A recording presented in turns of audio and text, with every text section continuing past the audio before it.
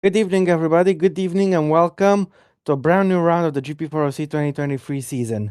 I'm your commentator, Robert, and alongside me is Dennis, and we are here in Mexico City for round 17 of this season. Yep, hello there. Also for me, it will be a great race. It promises to be a great race. Also, don't know if you have the weather up already in the stream, but I don't think so. But it will be dry. Yes, there is a No, chance it of rain won't. after the session ends. Look at the bar on the left. There's water on the track. There is some water on the track, but there is no more rain That will be ongoing. fun. Going Yes, to dry up quickly. yes, that's the correct. That's always the best conditions for quality, in my opinion. If it's dry, or if it's damp at the beginning, and if it dries continuously, and that will make it scintillating. Anyway, in the championship, Jesus Pernian leads by 39 points in front of George Roque, with Evan Byrne a further 14 points back. These are the three drivers who still have a real solid chance for the championship. Bartosz Kloss is in P5, followed by Laura Chang in P4, followed by Laura Chang in P5. In the constructors, Red Bull lead Mercedes by 34 How have I points. still not fixed this? God damn. They're calling, we are going to the USA. No, we are in Mexico.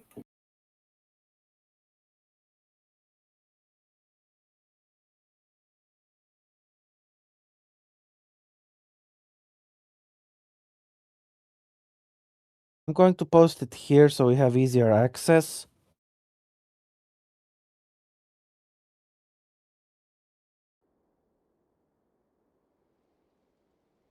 Here we go. Q1 is underway. Let us know your predictions in chat.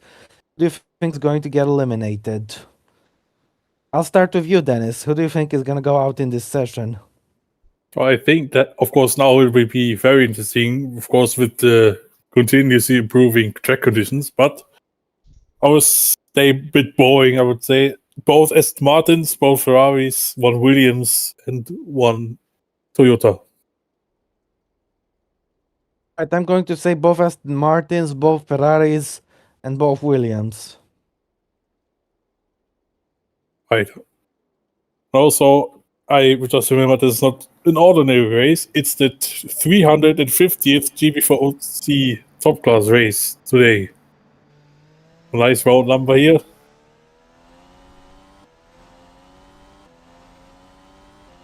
Look at the spray still. Anybody who makes a goes mistake in their last lap is going to get completely destroyed in this quali. Yeah, absolutely. So the first runs are not that important, I would say. Of course. Track should be dry by the end of this session, most likely, as there's only just a few amounts of water left. There's no spray remaining. Just about dealing with the conditions here. We have hard tires on for this race, so the one-stop strategy is the most likely strategy for today. But yeah, Benz Volger is the first car out there on track. What track version of Mexico is this? 2019? 2017. Alright. Obviously, with some water still left on track, the laps will be significantly slower. Waldinger is already taking a lot of caution on this preparatory lap. Yep, indeed. We have a good number of cars out on the racetrack. Let's start the flying lap of Mexico City with Benz Waldinger. Finally got his first points of the season in Malaysia, if I'm not mistaken. I think it actually was Sasnov who got his first points. Malaysia, but got his first points some other race. Anyway, no, Waldinger starts Australia. his lap out of the final corner, onto the long straight, the main overtaking opportunity, and the main straight line speed point of this track. It's a long run down to turn 1 as Waldinger gets going. There's nobody going to impede him, so he's all good. The first chicane is a triple chicane, very important to get it right. As you go through the right of turn 1, clip that apex nicely, and then position the car quickly for turn 2. You have to turn in quickly, and then for free, get the best exit possible. Take some good curb on exit, as that is the first sector pretty much done. 21.5 for the first sector for Wallinger. As you approach turn 4, a hard braking zone on which you can overtake. We've seen plenty of crashes there. As we go into 5, slowing things down a notch, and then in towards 6 and 7, a double apex right-hander. You need to get a good exit from here onto this short straight as you go into the infield section of the track. To the left, and now into the S's, for the right, and then another left. And then for the next corner, which the Codemasters games have got so completely wrong. It is a braking zone, but not in the Codemasters games. 49.9998 for Wallinger in the middle sector. As we approach the entrance to the stadium, through the right-hander we go. One of the slowest parts of the track. Quite difficult to overtake here. For the left-hander, in front of the for stall we go with Ben Wallinger, slowing down quite significantly. Exiting the stadium now for the Peraltada. For the right we go, and then the corner opens up. You'll still keep turning right as you go onto the main straight. Wallinger will set his first lap time. What is it going to be? The benchmark time for everybody to beat. Here goes the Hungarian driver. It's 1:17.6. Yeah, but it will only take a tiny bit of time until I would expect our car to absolutely smash. That there also Federi really goes 3 tenths faster, even faster than Blackwood. So he starts off over line. Oh, here's the aforementioned Amar car. He's 1:16.1.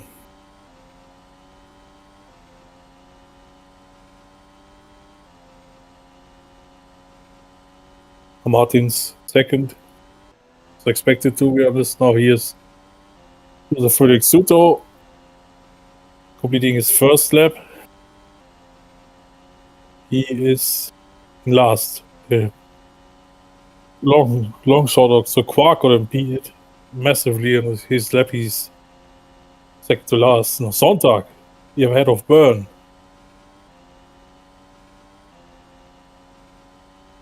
So Perrin in second. Here's Rahul Patel. He's ninth. Rogue is in sixth. 1 second off car. Here's Kiyoshi Mediosa. As you can see, the dry line emerging even wider as Chung is now in third. Rosa seventh. Here's Joseph Willows. Also, he has his 350th start here. Seventh. Klaus fifth. Here's Michael Mocho. Seventh. Julius Anderson. Ninth. Franco Lopez.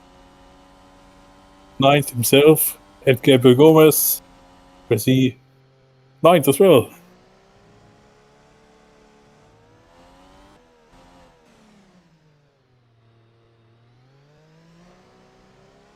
So everybody comes into the pits.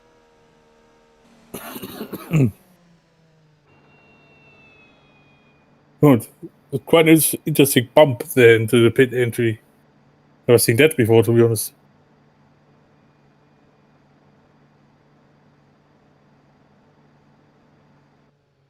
Rob, you see here? Cannot hear him at the moment.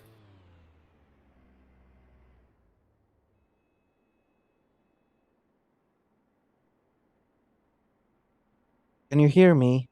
Yes, now I can hear you. I was having some issues, I think. Alright, no worries.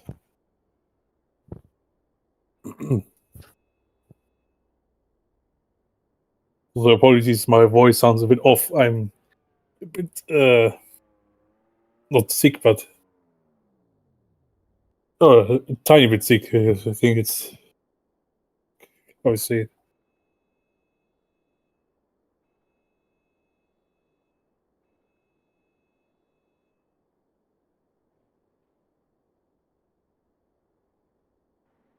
Now currently in the drop zone we have Rahul Patel, Ben Swaldinger, Chris Chatfield, Andrei Sazonov, Roman Quark, and Josef Felix Suto. All of that can and also will change.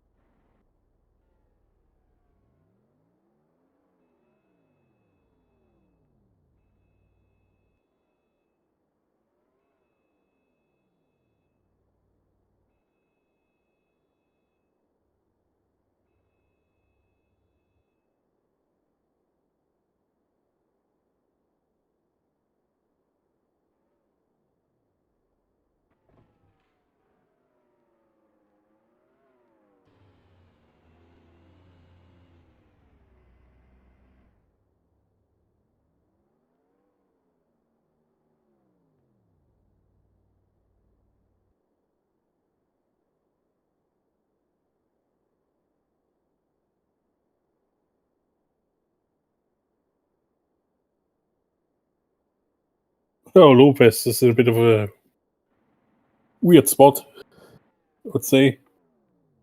I was checking if someone actually has a penalty for this race. Here goes the Ferrari out of the track, out to the track, Sheffield. It seems I have to disconnect and reconnect every time I have to type it. And it seems like you have, unfortunately, some issues because now I couldn't understand what you're saying, unfortunately. Yeah, can you hear me fine now? Now it's better. Okay, Chatfield has gone on track. When he gets out on his flying lap, would you like to take us through it, Dennis? Yeah, I would like to do that, yes.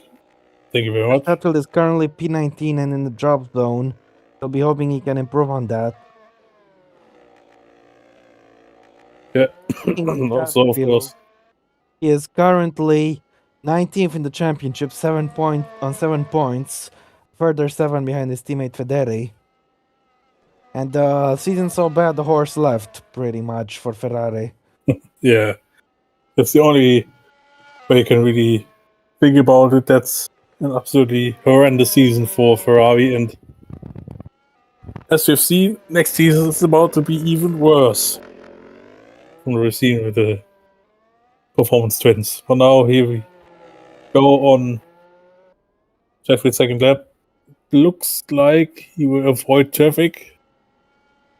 Also, the dry line is now appearing big time. Sheffield goes long straight, accelerating to 343 for braking hard. Turn 1, taking a bit of curb. To turns 2, 3 also having to take the curb to achieve a better lap time. Let's see. It's actually improving by 3/10. That shows that the track conditions are improving massively, as expected. I go through the double right-hander, which feels like one corner with one apex. Which should be going to the S's. He also should find a lot of lap time. He's half a second up. He found two further tenths. Down to the stadium. Sheffield. Take a bit of curb there. A lot of curb here. It's a bit here. Now into the final 2 corners. Bertala. See what his time is going to be. Yeah, what's the time going to be? It'll be interesting. It's a 1:16. And 8, Point very good lap, 85 fifth. for Chatfield. But now, if The track continues to get better, and that means everyone else will get better conditions. Here we have Sazonov in P20, got his first points last time, and let's see if he can have another good time. Some spray still out of the last corner, but apart from that, no spray anywhere on the track. Sazonov, he lost a lot. He's lost a bunch of time in the last sector somewhere. He makes a mistake, as Ben's Vosger is on an improvement. He went wide, I think, in the last corner. It looked a bit weird that there was... Oh, apparently was my vision there. Stavanger goes to second. Blackwood now first. Byrne goes P1, but not by much. That's a very small margin. Gosh should be able to smash it, and yes, he does by 7/10 of a second almost. Goes P1. Felix Zontak is next. Where can he slot himself? He goes P8 only. Patel goes P9. Suter is next to cross the line. What can he do? He goes P7, the Slovak. As Roke is next to cross the line, what's he got in the bag? Roke goes second. Klaus goes second by just 5 thousandths behind Ka. There he is next across the line. Where's the Ferrari man going to place himself? 13th. Yep. Well, Martins, I hope he didn't get impeded there by Ferrari coming to the pits. Martins, he's third. Quark fourth. Mocho, sixth. Joseph Willows goes P10. Lopez goes P6 now. Ernie is next across the line. He should be able to get himself at the top 3. Let's see what he can do. As he completes the lap, he goes P1 by 10th and a half. Yeah, good lap from him indeed. Sadiosa is in 13th only. Gomez goes P10. Gomez 10. Chang next across the line. She's 15th. Now she's 4th. That I think is the second one done. Actually, who stayed in the pits? I missed that, unfortunately. I think Byrne was one of the people who stayed in the pits. Let's see. No, never mind. Byrne did a flying lap, I think. It was Julius Anderson.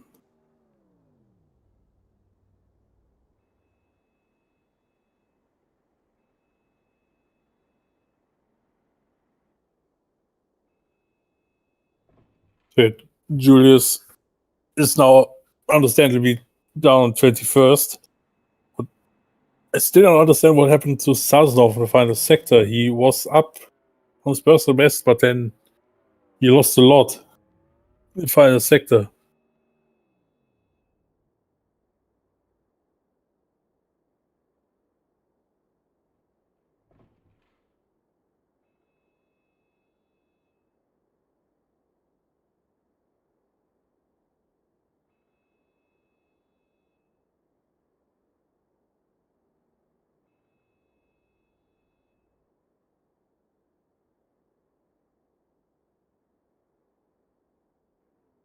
So we once again look at Sazonov, who, as I mentioned before, scored his first points last time out in Malaysia.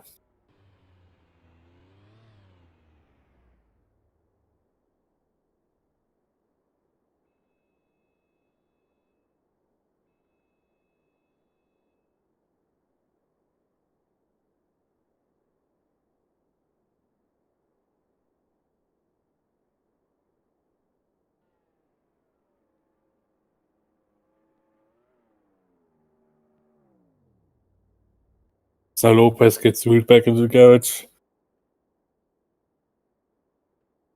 Also, now I think there's still improvement on the table.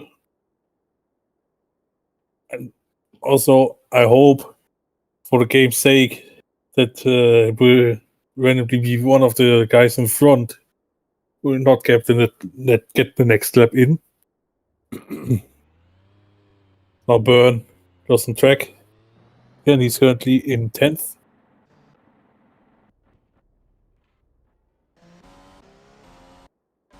So we have Amakar, who also has a history making race today. He will start his 300th GP4 OC race as a whole here in Mexico. So as Ra said in Discord, Gramp. I fully agree.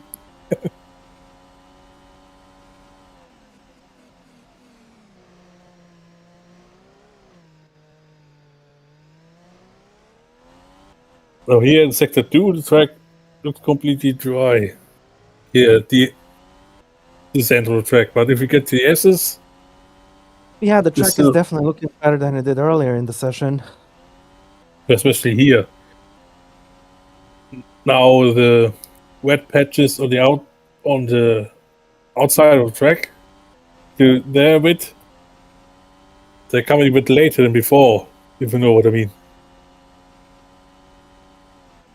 Or if you have a complete full dry line.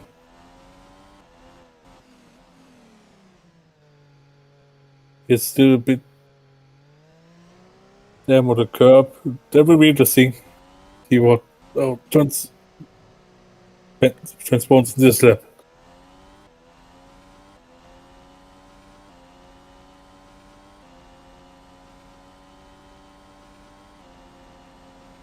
Car starts his lap. There's nobody coming out of pits. That's good for him. On a long one down to third one. He was at 345 kph. Going through turn 1, 2, 3.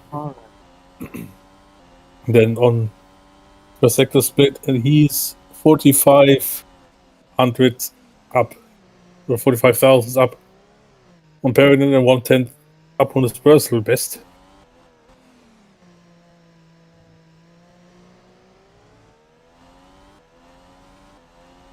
Can you hear me? Yes. can hear you now again. Alright. Our car is in towards second sector line. The DSs. See where the time is. He found over 2.5 tenths on his personal best, so he should look at the P1 here. Indeed. So goes through the stadium. This very tight left. And of course, where Max Verstappen suffered a puncture in 2019. Was fighting with Colliding Bottas. with Bottas. Yes. Guy's finishing his lap. Let's see if he can get He back made a into P1. mistake. He's got 3 minutes left in this Oh. session. Car made a mistake. Going to Yuri. Will he find some But time still still? goes top. Yes. That mistake didn't seem to be too costly as Chris Chatfield is next to finish his lap. He is on an improvement here, but he doesn't improve. He's lost time in the last sector again. I think. So, Byrne is on a very slow lap. What happened to him? 4 seconds off. Did he go off track? I think he lost a bunch of time here. Oh, he slowed down for the car exiting the pit. Break. Yeah, he had to go to the wet part of the track as well. Wait, what happened here? And then he got overtaken, but he was. And he But locked that is not. He locked up here, look. It locked up as well. Oh my goodness. This is not a good What a lap. horrible first part of that for Byrne. That compromised the whole lap, and now he could be in trouble. Because he's only 10th. Patel, 14th. Soto, not looking like to be an improvement. That's a bad lap, and this is the last run. He could be out. Yeah, he's definitely out. 17th.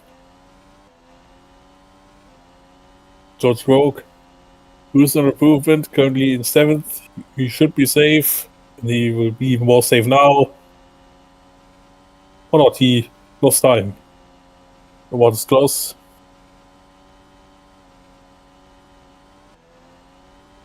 Blacko now is up to 8th. Starts it off. Oh, he went wide, I think. He's 19th. Same time as Sonntag, but he is out. Sonntag now is 13th. Anderson on 17th. He is out. Joseph Willows currently in 16th place. Will he improve? No. Gabriel Gomez doesn't improve as well. What's going on in the final sector? Oh, in the last. Because That is like an improvement. He needs it. He's currently 21st. Can he get out of the back row and get himself to safety? Or is it going to be double Ferrari elimination in Q1? Federi goes 11th. That's a very good lap while his teammate is out. Yep, indeed. Also, Joseph Willows is out. It's a shocker. Next. Once again. Martins fails to improve. Michael Macho is not an improvement. But he stays in 10th. You know, he's safe still. He's Diosa. Diosa is finishing his lap. He gets himself to safety, goes into P11. This demotes Patel to the drop zone, and Patel can't save himself. Yep, so his lap was compromised. He's not going to improve, so he's finishing this session in P2 at best. Yep, indeed. Not that it matters, though. It's just Q1. As long as you're through, doesn't matter the position. That's where also the GP4 heard, listen to me, because Laura Chang, I think, was the one who stayed in the pits, was it? Yes. So now she's still in 4th. So GP4, great job.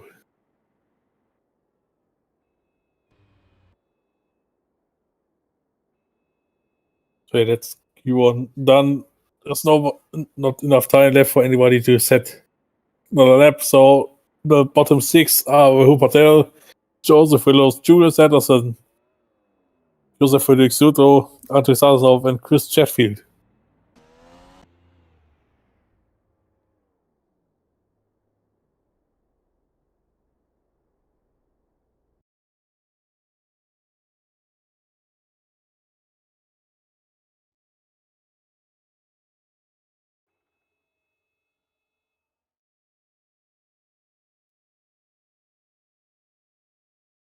Okay, this session is pretty much done. Yep, it is.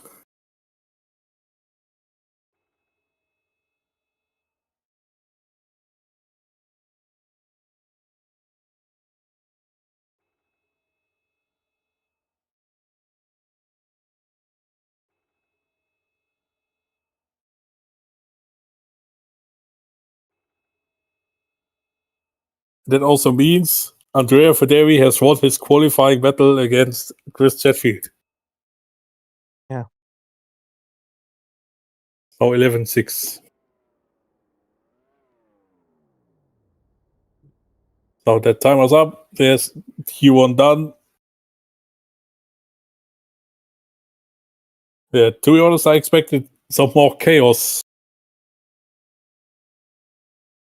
in the case of the fight for elimination, but now everybody who had good cars, let's say, kept themselves out of trouble, except Bird to some degree. But he made it still, so he leaves the fight for another day for better qualifying position.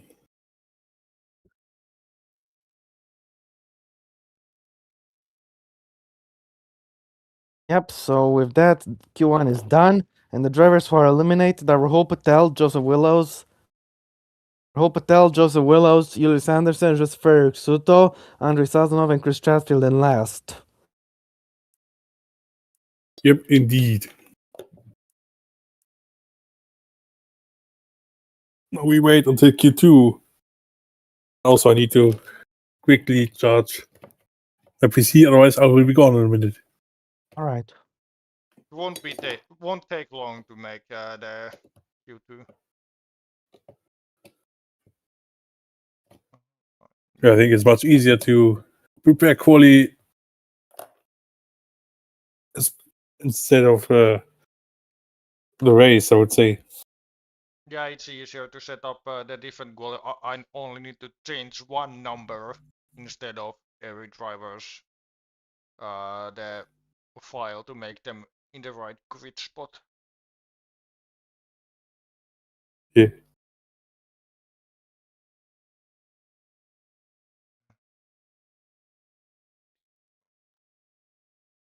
I am so fucking hungry.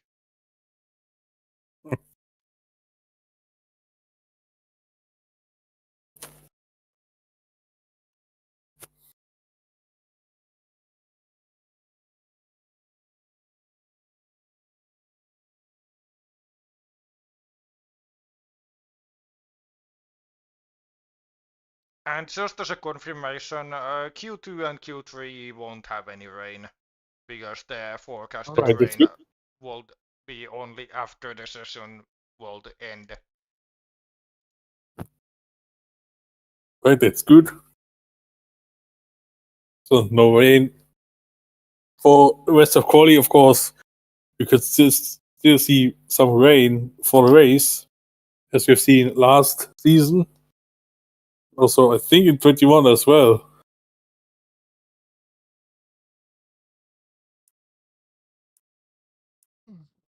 That was an interesting Q1, but looks like things will be a little bit more straightforward in Q2 and Q3. There won't be so many improvements. That's it's true in the perspective of the weather, of course, but also the track conditions itself can still improve from time to time. So, for the sake of entertainment, I hope there will be improvements after the first run. But let's see how it goes.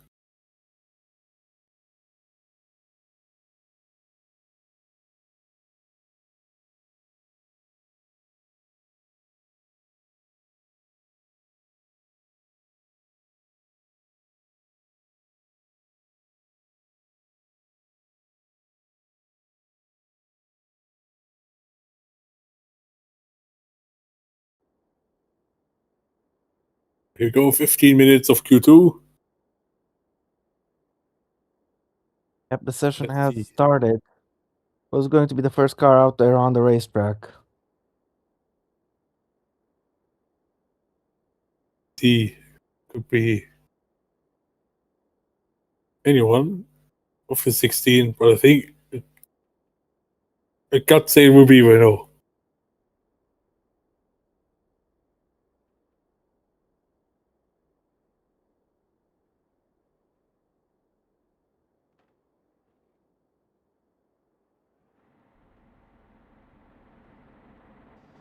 I was wrong, it's a Lamborghini. The Lamborghini of Michael Macho. Yep, Mott will be going out first, hoping he can make it to Q3.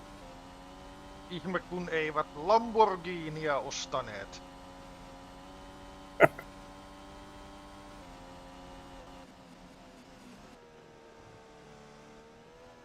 Mm.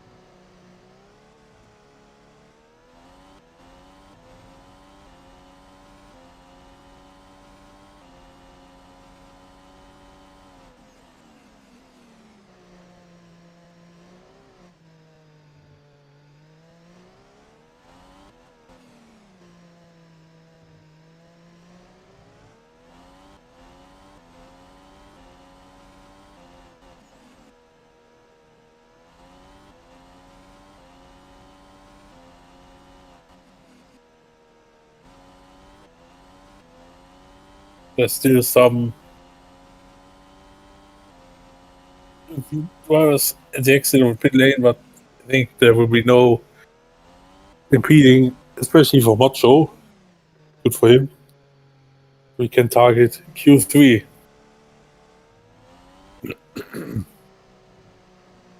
Well, let's see, as he's about to start flying lap, would you like to take us through it, Dennis? Yeah, I can.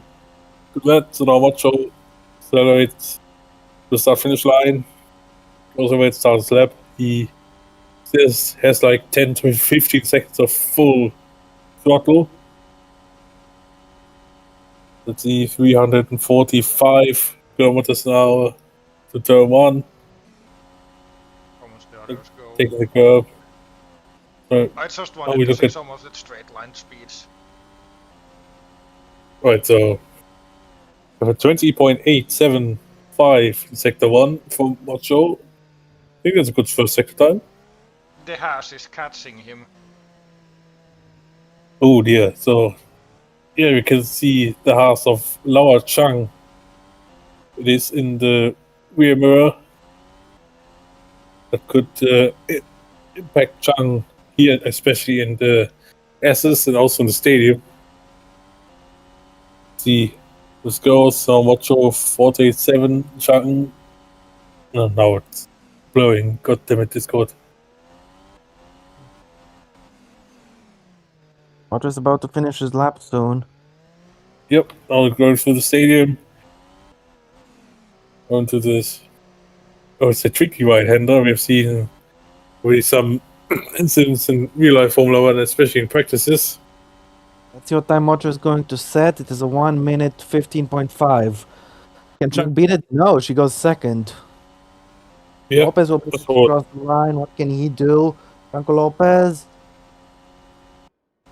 He can't beat Motto either. He goes P2. George Rogue should be able to beat it. Which he does, but only by half a tenth. As Federi is next to cross the line, he's made it to Q2. What can he do this time? Here comes Andrea Federi, and he goes P4 only. Tenths down. Evan Byrne goes P1, 69 thousandths of a second in front of Roke. Bollinger is next to cross the line. Bollinger goes P7. He is the slowest of all so far. Quad goes P1 with 115.0. Now Klaus goes Klaus. P1. Where Felix Sonntag was 9th. Gomez is next to cross the line. Where is he going to go? He goes P9. Perignon goes P3 only in the Mercedes. That's what we expected No. from the team who dominated qualifying. Marcus is next to cross the line. Where is he going to start himself? He goes P3. Goes P7 only. Oh, was he impeded? I think that's, I would say not alarming, but Clean. De Rosa goes 14th. Blackwood goes P10. And that is it for the first runs. Yeah, so Very good lap for Federi to place himself in 11th. And Chung is currently in the drop zone, while her teammate is fastest. yep, so Mocho definitely had some impact there on Chang's lap, as predicted. So now Chang, we hope that she will get a clean, traffic-free lap in the next one, but that is not given. Ah.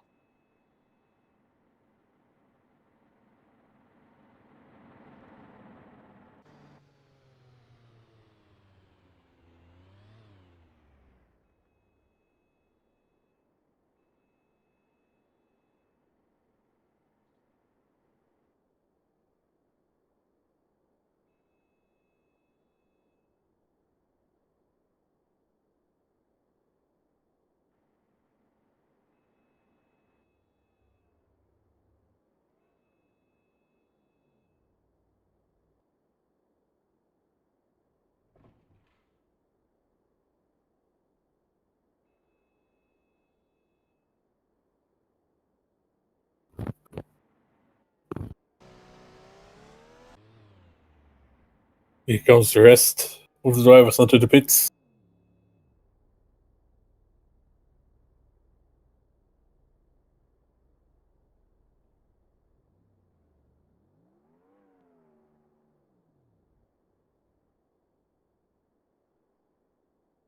Who do you think is going to go out, Dennis?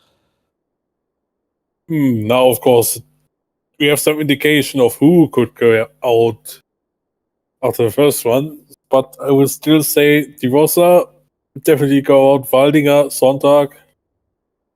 Also think Federi, then Blackwood. I would I say think Waldinger, Federi, and De Rosa will go out. Probably Gomez as well. Maybe even Lopez.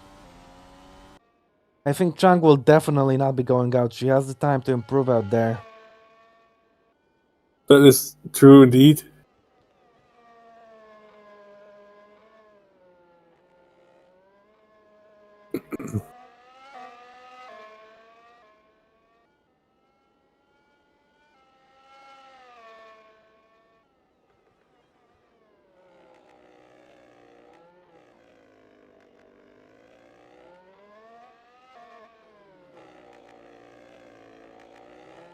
Now Mocho prepares himself for next lap. Also, I think there's still enough time left for the third one. I'm pretty sure.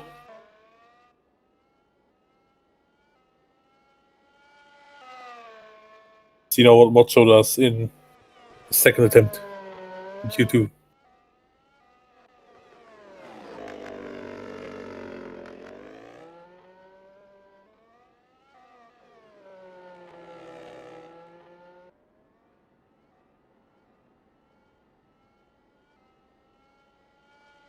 So he starts his second lap. There's nobody directly in front of him. There was Mercedes coming out of pits, but he's passed him without any issue. So Mocho goes through.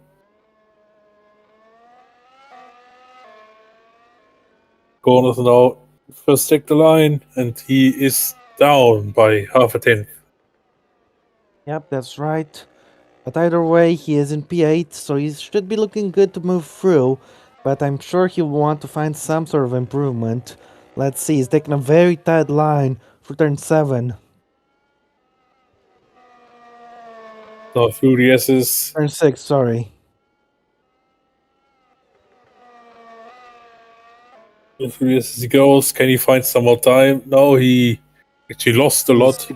He's significantly down for the Yeah, middle he won't sector. move. He's got a Mercedes not too far from him. Oh, the Mercedes this I want to say on this lap might be screwed because of He won't be close enough to pass him on the main straight, so the Mercedes could definitely get impeded. As Mocho is finishing his lap, where is he going to end up? Here comes Michael Mocho to complete the lap. He actually gained time in the last No, he didn't gain time in the last sector. He lost some more. And yeah, he didn't improve. Bartosz Klos, who is fastest, is currently improving on his lap. Could he get into 114s perhaps? It would be a clear statement by Cross with his ambitions in this race. He's, of course, gunning for victory. Cross That's a actually moved massive like improvement over by 2 two tenths. tenths. Yeah, Klos is going quite well. Gomez is starting a lap. Roque is finishing a lap. He is improving currently in P6. He remains P6 but improves on his time. Federi is actually improving. I didn't expect that. Let's see, can he get himself into the top 10 in the Ferrari? That would be quite unlikely, but Andrea Federi is one man who Oh, will do it and he no. doesn't improve, loses time in the last sector. That was Lopez decent doesn't lap. improve either, he remains in P9. Chung improves only to Chung. 11. Oh, Chung is still in trouble. One has is on fire, the other is in big danger as Byrne goes P3. Bollinger, can he improve? No, he's over second off the pace. Contact doesn't improve either. He apparently is being impeded by Mocho. As a result, he will not improve. He'll stay P5. Mercedes only P5 and P7 in this session. Not what I expected from them. improving. No, he's actually not improving. I thought he would be on a better lap, but no, He's actually found some gains in time in sector the sector. 3. That's good effort from Kai. He gets himself one position behind his teammate as Martins goes P2. Right now, we're doing quite well in this session. Who would have thought that after second consecutive, the top 3 would be Haas into 2 Renaults? Also, Blackwood lost a lot. Me. And that should Gomez mean goes that Black. P9, sends his teammate Lopez to P10, and there's both Toyotas in Q3 provisionally. There's still one more round to change things, though, so anything can happen. I expect Chunk to improve, but we'll see what happens. Yeah, but the thing is, for some, it could actually be quite close in terms of getting a final lap in. It could be wrong, of course. The track is quite short. Still, it will be a close one, especially for those who still on the in-lap right now.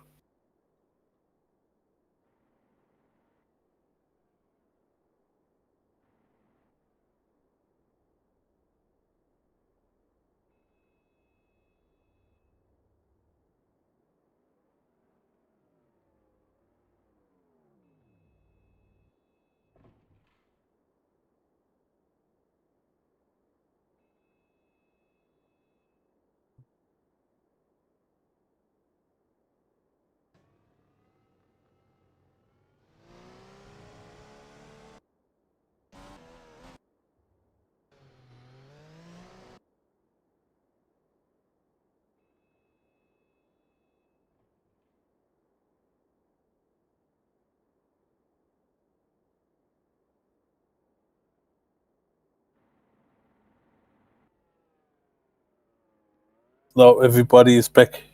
Prix is Gomez. For him, it could be tight.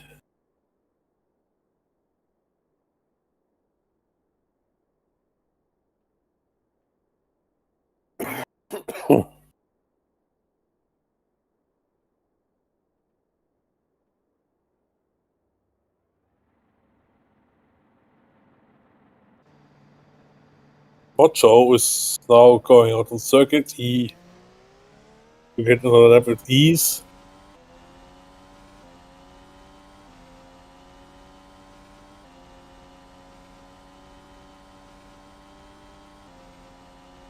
So now he's at the moment in 8th. His teammate Blackwood is in P11.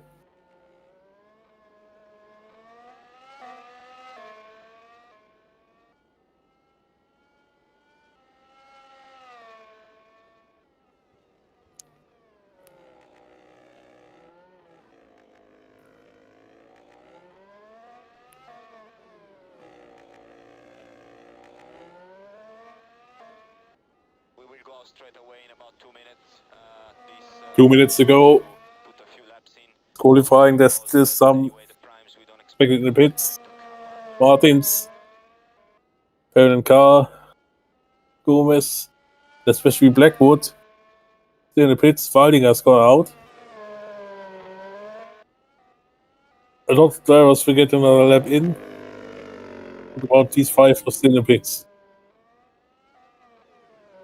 Where will the pit symbol disappear first? On Gomez on circuit. Hopefully he doesn't get in the way of Macho. Motor should be fine. Yep. He is fine indeed. But I will not say about that for his teammate Jafari Blackwood is out. Yeah, he hasn't gone out in time. Martins hasn't gone out either, not that he needs to, though. Yeah, now he's gone out, but he could also stay in the garage. But that's not how GP4 works, unfortunately, as Macho is up on his personal best.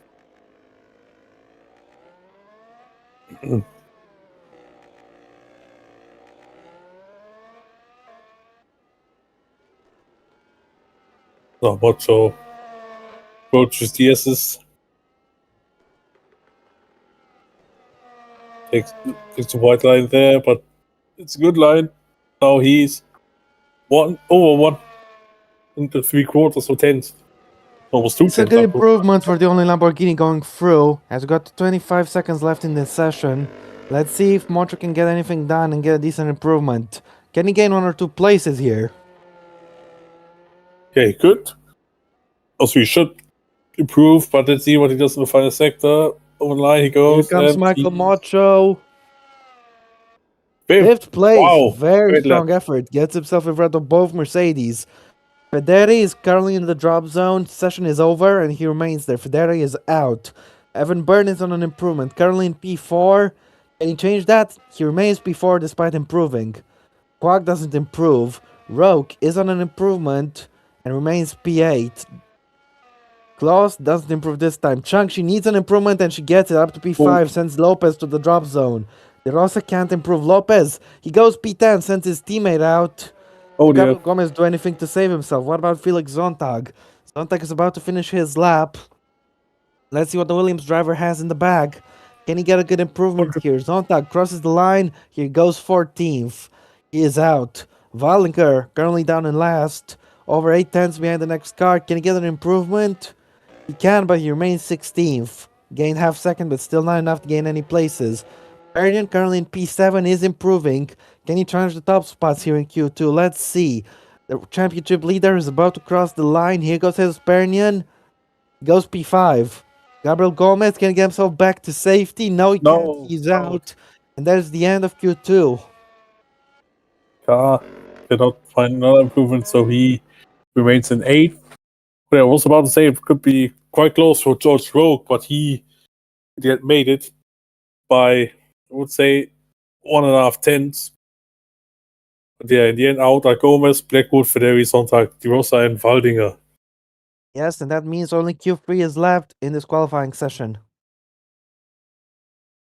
Yeah, now it will be very interesting to see who will get the best settings in and can deliver a great lap, usually to take the pole. My prediction is got a bit ahead of myself. Actually don't know. It was so tightly contested the Q2 with so many different cars. It could be anyone who take pole, but I would say I would pick Jesus Perrin. I'm going to say it's not going to be a Mercedes on pole. I actually think George Roke will bounce back and he'll take the pole. That's my prediction. Wait, that will be important. So in terms of the championship. Also, what I wanted to mention, Jesus Perrin and what a run he's having at the moment. In the last 2 races, it's my sheet is fading on me. Before the last 2 races, so after Australia, Perrin was leading by 13 points.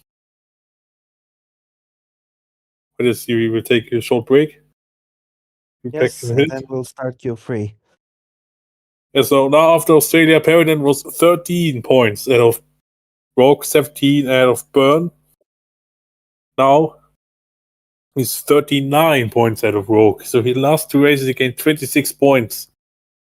That could be actually the defining 2 races of the championship at the end, but still 5 races to go. But it's still a big mountain to climb for George Rogan, especially for Evan Byrne. Yes, indeed. Byrne led the championship early on, but has lost some ground recently. If he wants to revitalize his chances, he needs to do as good as he can in the remaining races. Yep, indeed.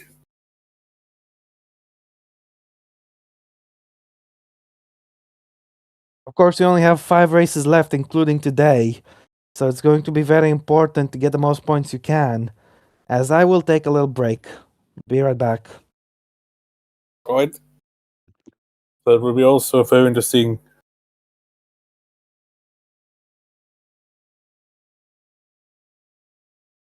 To see who will go out strong. Also, it's a very different feeling that this later season there's already all seats gone in terms of top class. It's a very strange feeling, I have to say. But speaking of news since the last race, all that's inspired Marvo Koenig is decided to stay in F2. He signed for Trident.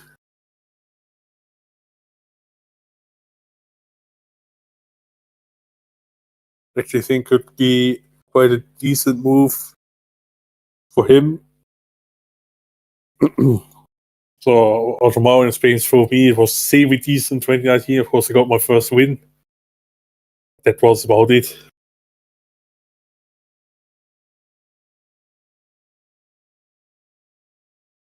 Of course, also provided some championships. Especially in 2020, I think it was with Aaron Curtis.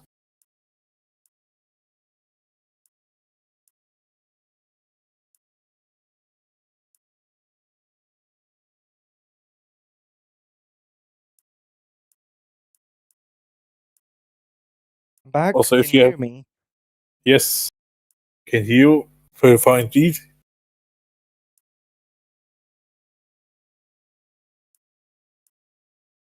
Also, if you not have heard the announcement for the next F2 race, we've covered the Fuji. You've seen spectacular races in the past. So with the races of one of the tightly contested F2 championship battles we've seen in a long time. That will be epic. Yes, indeed. Plenty can still happen. The championship contenders are not scoring so much. It's letting new people jump in. But now let's focus on Q3. Who's going to take the pole? I predict Rogue. Dennis predicts Pernian. But anyone could still get it, really. Let's see what's gonna happen. As the session is about to start, here we go. Very realistically, there's still 8 cars that could compete for pole. Let us know in the chat who you Wait, think will take pole. why are we at Road America? For fuck's sake, GP4! GP4 screwed us all. We're suddenly red ship to the first race of the season again.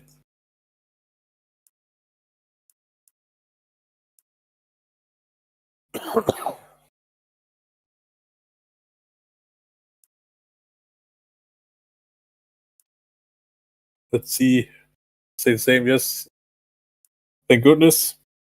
Winner's the same. Otherwise, you would have got an aneurysm.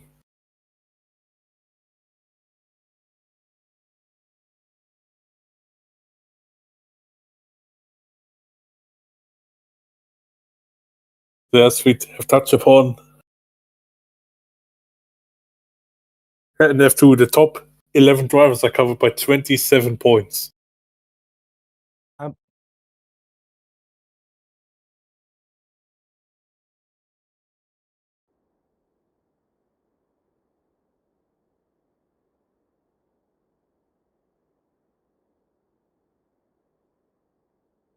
The top 80 drivers can still win the championship.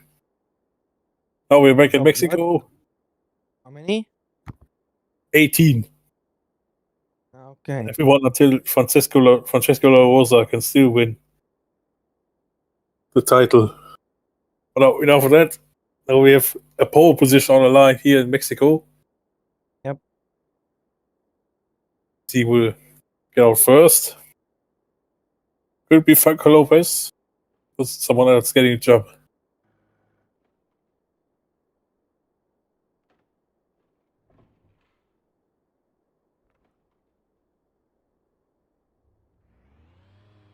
Is Franco Lopez getting out first?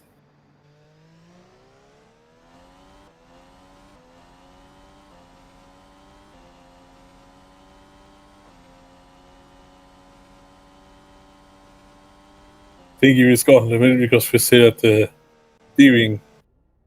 We're back. We Oh, got him back. Lopez is the first car out on track. yep, indeed. Now, as mentioned before, 8, I would say, realistically, 8 cars still in contention for pole. Of course, both Haas's, both Renaults, both Red Bulls, and of course, both Mercedes.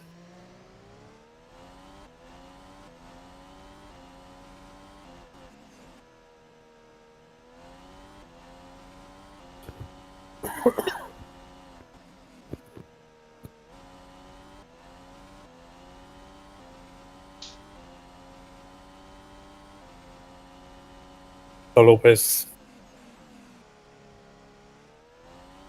going through the grandstand packed single section.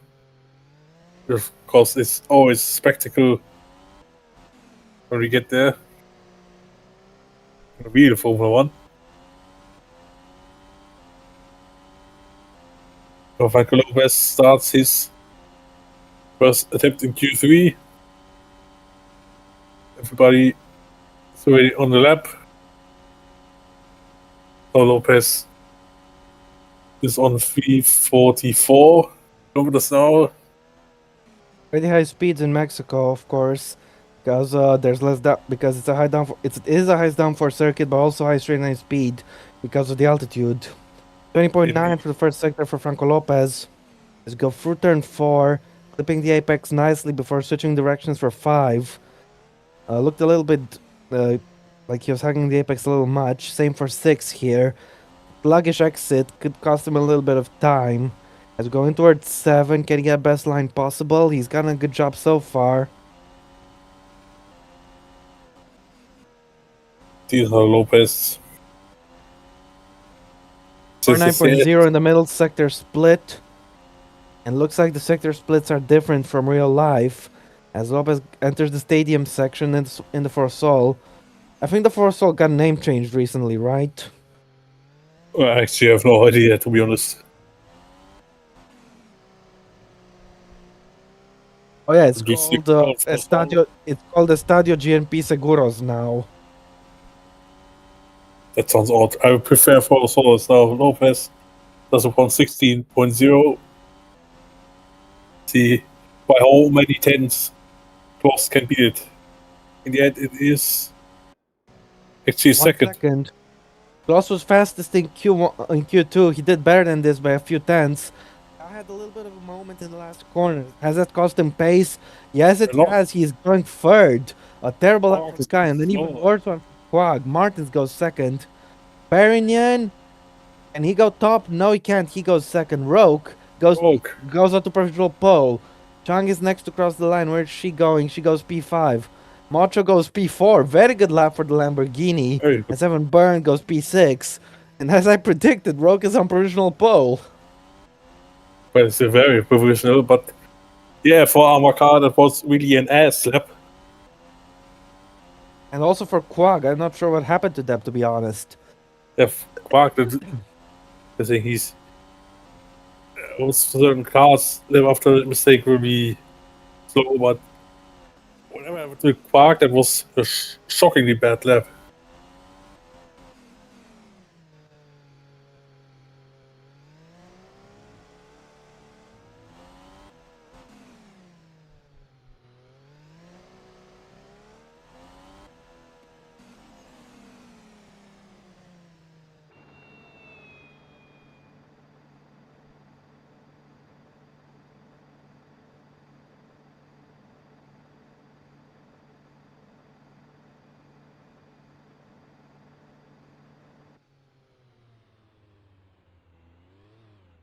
Lopez enters his box.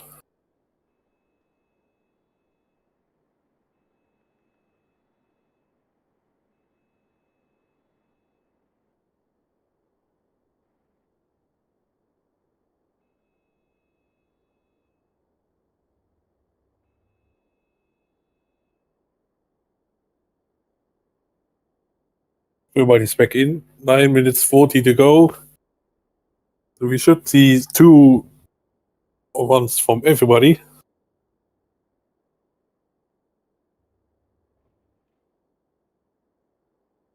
He is current. No, he's not so done a great effort to be fourth, but before that we had George in picture who's currently on pole. Last time GTCs that he took pole position was last season somewhere.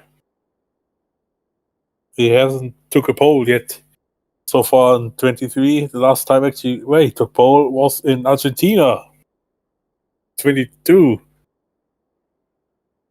That infamous race hosted by Flo.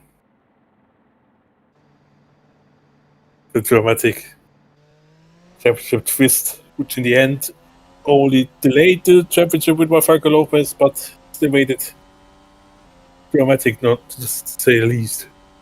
So close, so track.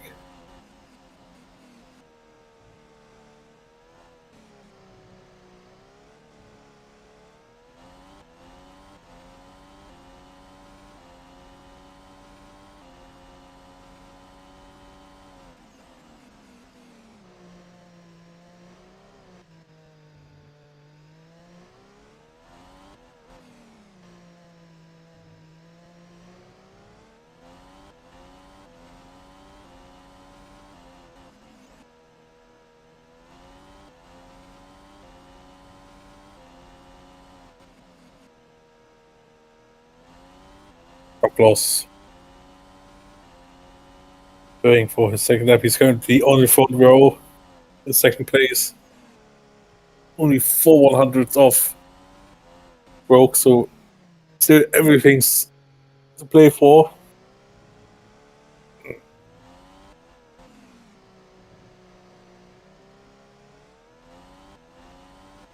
Klaus starts his second lap of Q3.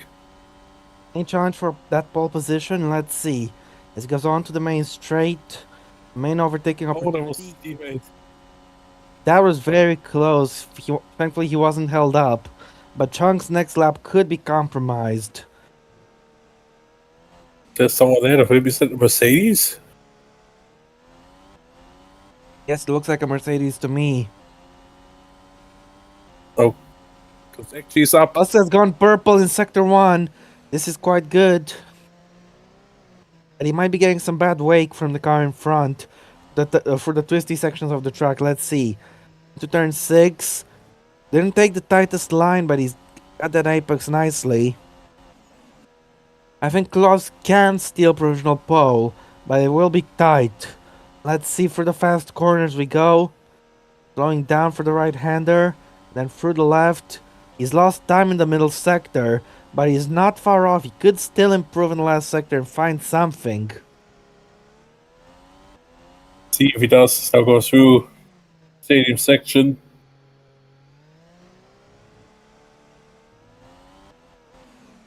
And the final 2 turns. Now Bartosz Klaus is finishing his lap. Can he steal provisional pole? No. No, very close. That was a good lap, but he was very close. Pernian is not improving currently. The man in third place is down on his personal best by about 0.2 of a second, just under 0.2 of a second. It's not good for the championship leader if he wants to take pole. They were also not terrible, I would say. He's still in third. He could cap this championship, so it could be worse, but the improvement is always better. But going out to the line, he will not improve. Otherwise, No, he doesn't improve. Quad goes P4 Quad after his goes horrible first lap. He's got Burn much better improvement. Burn P7 only. Lopez. So Doesn't improve. Rogue is also The not an original pole improvement. sitter has a very good lap, but not enough to improve. Macho. He improved again. Oh, look at Yeah, Martins. wins in P5. Martin's purple. Martins purple indeed. For the middle sector. Let's see if the red Omad can steal provisional pole. Martins, he comes across the line. Here comes Jonathan Martins. Goes P1 by almost 2/10 of a second. Has he ever been on pole before? I don't think so. I need to check Can't take first. it away. Actually, he was in Australia. All right. Oh, Kago is cars P4. fourth. Get in front of his teammate. It's important. Chang doesn't improve. It's in 9th, but no. Jonas Martins would take a second pole of the season at the moment, but still not over. Still a lot at stake in the top 7 currently. Only apart by 0.4 of a second.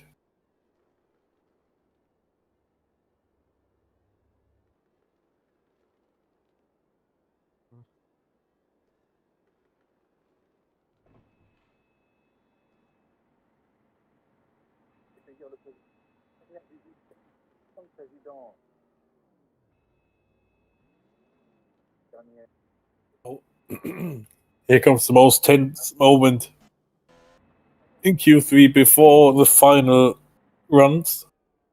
I expect everybody will get the final shot.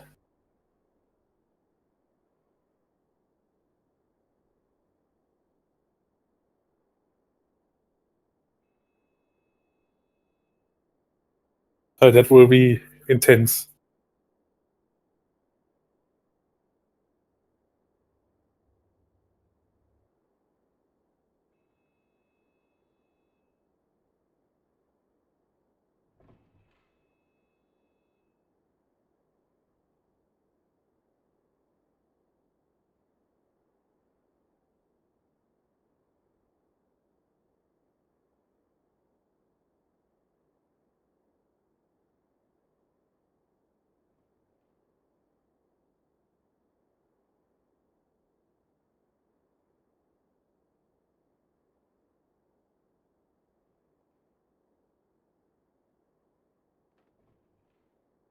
So who will be the first out for the final attempt? There was some movement, I think, in the Mercedes garage. This will be the last run. Actually, Haas got close out quicker. Here he is. Man going fastest in Q2. Let's see if he can challenge for pole. Yeah, indeed. That will be... If we get pole, that will be also astonishing. See, I don't think Haas ever got a pole so far. Didn't they get pole in the first race? Oh, the first race was Armar Car, All right, right. the pole. Because I don't imagine they got a pole position yet, because they haven't had as much competitive cars as last season, I would say, and especially this season. Not The next everyone might be going out in time. I have to be very careful with that timer. We have a few cars out on track and 3 more exiting the pits right now. But in about 40 seconds time, there won't be enough time left. I think everybody will make it. They need to hurry up. The two F. Martins and Car. And our Car. I don't think Armarka will be satisfied with P4 as Bartosz Kloss starts his lap. Kai is exiting the pits right now. Will he impede Kloss? Looks like he might not. So Everyone is gonna get a lap.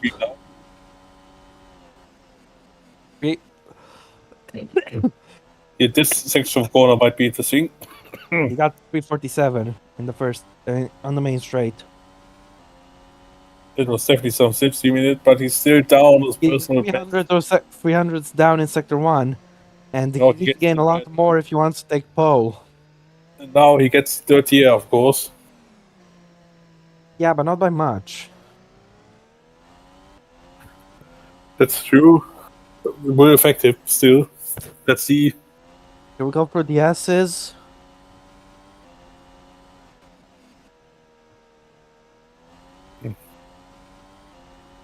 It's down by a tenth. Yeah, Klaus will not be improving. He should be able to hold on to the second row, but watch for the Mercedes behind. They could spring a surprise. Mercedes have taken most of the poles this season, and they still have a chance to get this one. Yeah, absolutely. So far, Mercedes have taken 14 out of 16 poles.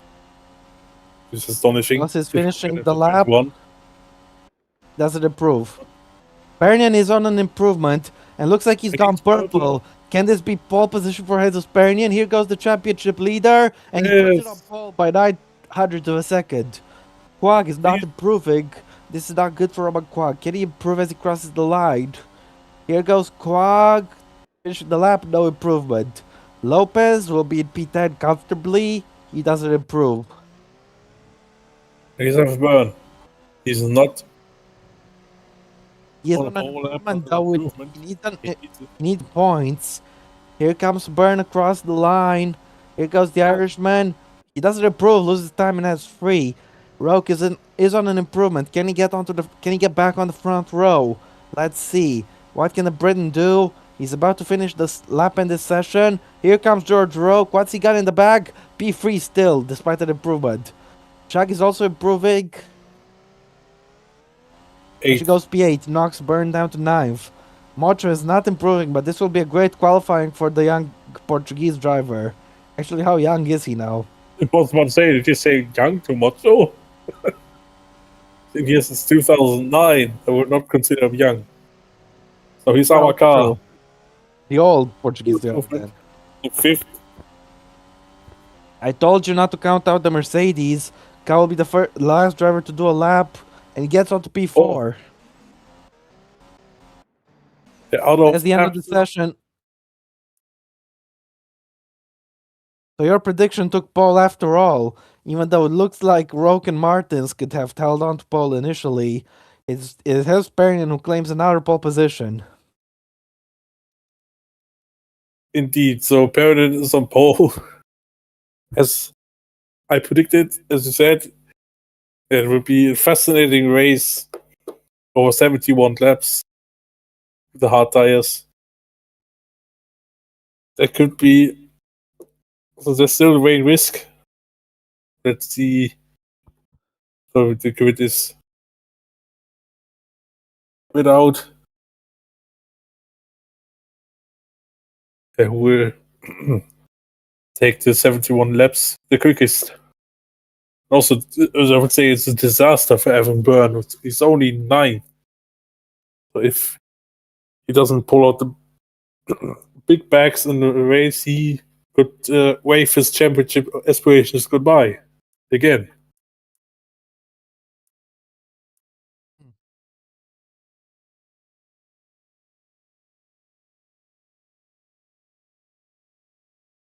Also, it's the third pole for Jesus in a row. Third pole in a row, not bad. Yeah, that's. I was about to say the season's record, but it isn't our car. From from Aragon to Hockenheim took 4 in a row.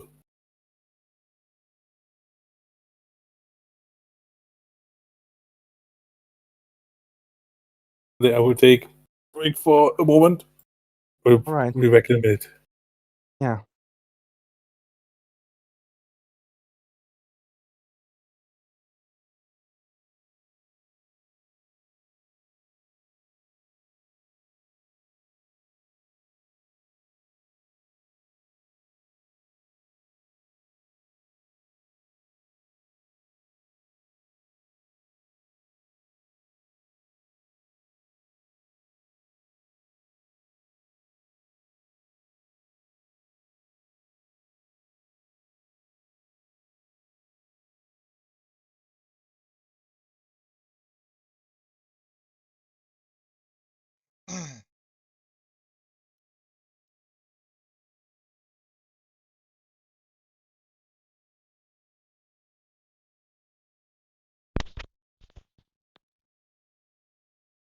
Oh, what the hell?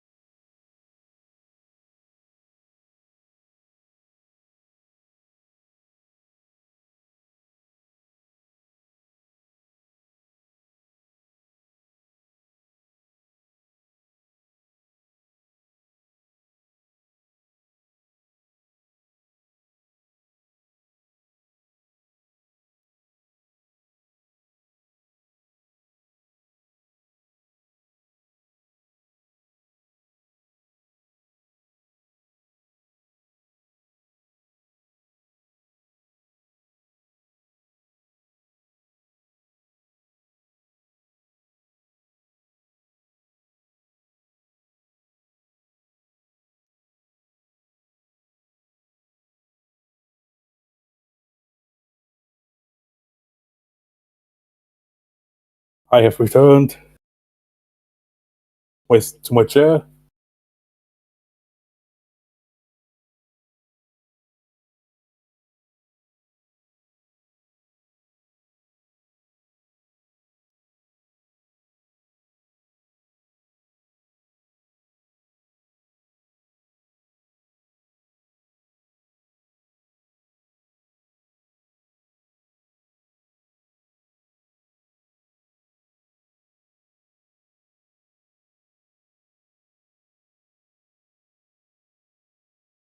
So now to Perrin, that was his 9th pole in his top class career. He officially overtakes James Wills and Vigo Holst.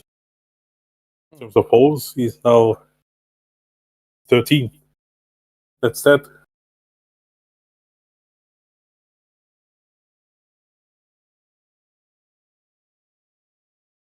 The record still lies by Will Nella with 40 poles. That is a lot of poles. Yep, indeed.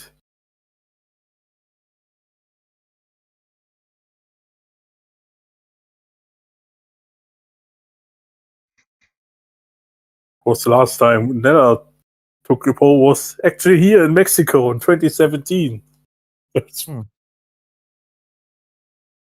a nice fact to bring up. This we are in Mexico right now.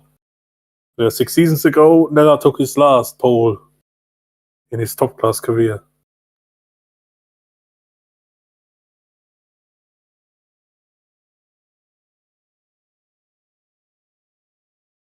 Of course, Amaka, if he takes 3 poles in the final 4 qualifying, he has the opportunity to equalize Nella in the standings to be top qualifier of the OC.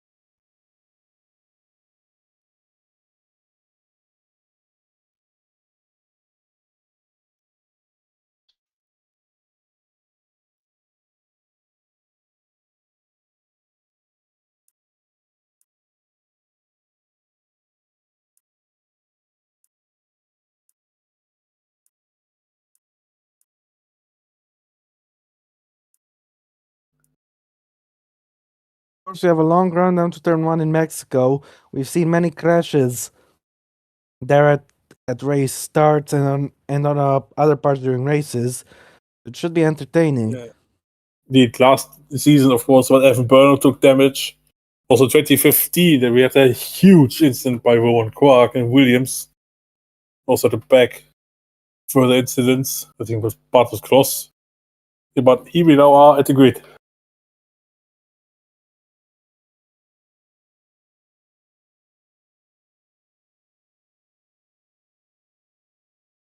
Do you want to do the first four as per usual, Rob?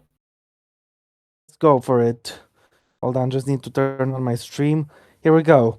It is Jesus Perrin on pole position with future teammate Jonatas Martins joining him on the front row. Then it is George Rook in third and Armarka in P4. In P5 on the grid, we have Bartos Kloss last, followed by Roman Quark in the Renault. In P7 on the grid, great qualifying for Michael Macho. He will start alongside Lao Chang in P8. Disappointing qualifying for Evan Byrne. He starts P9 with Franco Lopez P10. Teammate Gabriel Gomez is in 11th with Jafari Blackwood, P12 on his first appearance in Mexico. In P13, we have Andrea Federi, followed by Felix Sonntag. In P15, we have Kiyoshima Diosa. And 16th, we have Ben Walding and the Sauber. Rahul Patel is in P17, followed by Joseph Willows in 18th. Then there's Julius Sanderson 19th and Joseph Ferry Suto 20th. And at the back of the grid, we have Andre Sassdorf and Chris Chatfield. I won't show the That's weather right. because I'm going to. I forgot to change the hard tires for the cars. All right. Ooh. So we are going to just a minute pause and then we will go straight to the weather screen. All right. Yeah. A tiny delay here. Once again, thank you GP4 for that.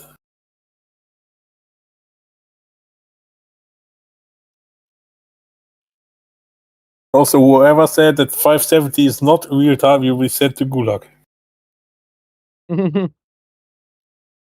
My favorite time of day to get coffee at 570. Oh, that's nice. You learn new stuff every day. That's great. Yes. So funny. You know, that will hang on you for a long time. Yeah. Yeah.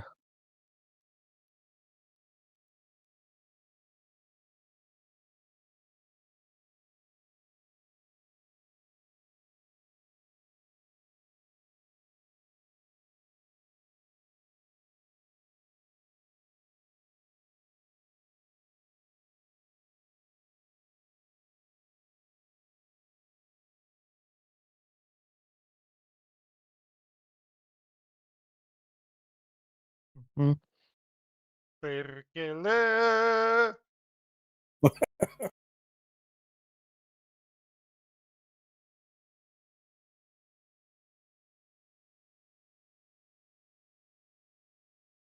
It's the hunger that's really getting to me. I really need to eat. All right.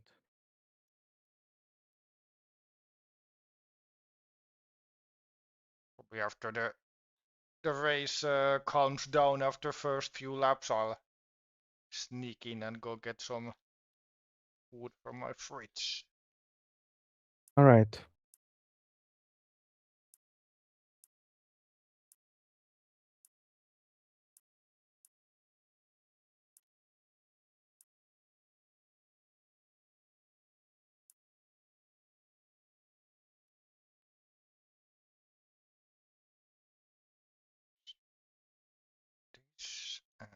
And then Here we go, and we have a dry race here in Mexico for once. Last time we had it was in 2020. let's go. No chaos from the weather, which I think is good. Yeah, still it will be one stop galore. Let's see who will be on the two.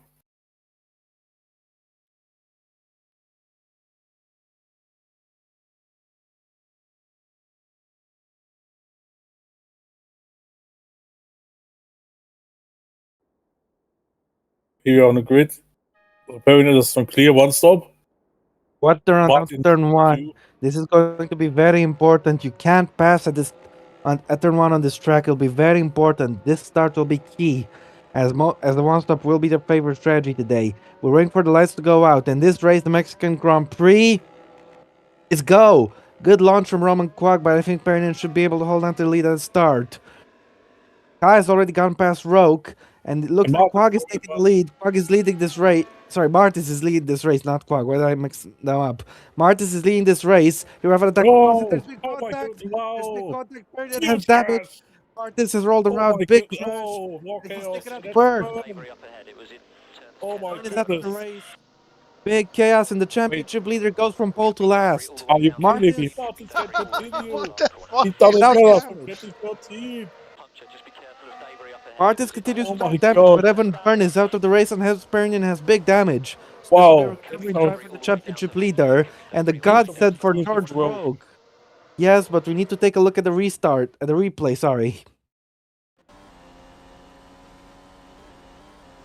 We have taken a look from the front here of Bartelsdorf. I think he braked a bit too late. Then It looked to me like he was he got hit- pushed. no, he got Yeah, hit he from was behind. pushed from behind. Quag caused this. He ran into the back of Klaus. Klaus went for the inside as he was entitled to do, but Quag pushed him wide, went into Pernian and Martins. Pernian had the spin around, and I don't think he took damage until Byrne drove into him. Yeah, indeed. Yeah, what a Never shocker. mind, Pernian took damage at the incident as well. But Martin somehow avoided damage despite rolling the car. Debris up ahead. Yeah, multiple times. That was absolutely extraordinary. Could be debris. Yes, indeed. Let's take another look at how Byrne DNF from this race. Did he have any space, or was he just an unfortunate casualty? Oh, actually, it was Byrne who first. He already took Reveal. damage. Lopez 15-second gone? time penalty to Roman Guag. 15-second penalty for Quag. That's a new one, but that's fair for causing that big crash. And Byrne had nowhere to go, really. He was sandwiched a little bit. Wasn't able to actually avoid did the Pernian. second ticket also got damage. See, look at Gomez. It was in turns 10 and 11. Yeah, Lopez has Hey. damage. Could be debris all the way down. Also very lucky there for Gabriel Gomez to avoid any damage there. But yeah, Roman Quark, now has 15 seconds time penalty 10 and 11, I think. by being in the lead. So now George Rogue To 15 could be debris all the way leading the down. race. That's not. Broke into the virtual lead of this race, as Martins is still going. But the man Oh, who's we there didn't on the even take front the row lead. and led the race at the start has whole lot of work to do now. Could be debris all Now look at this, one of the moments of the season. the last corner. He Yes, got caught indeed. up and rolled once, twice. Ahead, it was in Stays on the roof 11, I think. or on the halo, I would say. So Debris all the way things down. to the game gets Could be debris all the way back down on to his the last wheels. He can continue. Yep, I've indeed. never seen something like this since 2013 in the German Grand Prix with Vernella. The Oh, yes, biggest what a- bullshit moment of the season, this one is. Absolutely right, Thierry. Absolutely right. Martins. What about Van- Pernian? Turns 10 and 11, I think. Pernian is going to have to bid. 15 could be debris all the way down to the last corner. Yes, no, he will be compromised.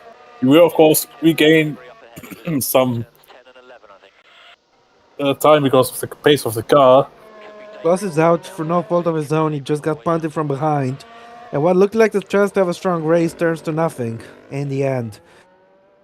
Meanwhile, Roke is dropping pace. Quag is pulling away. And Darmar Kai is really getting his fellow Brit. We could see a move perhaps at the start of lap 2, but we got yellow flags. So Ka better watch out. He cannot overtake his Quark, not it's a fast lap. Well, he can overtake, of course, but before he gets it done, where's it? No, that's He got a it slam before the dunk yellow- 5-second time penalty. No, I think he got it before the yellow flag. But let's see. Oh, that's so Oh, close. on the verge. You are now catching You try to look at one eye on the. What was the first? That's a 5-second penalty. Yeah, that's 5 seconds for Abakar. He was.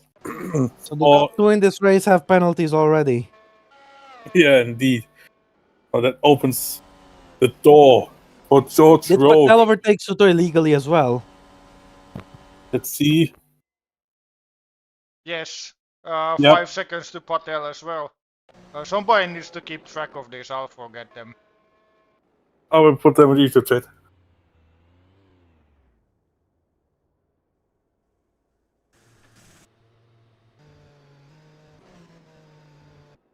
posted it.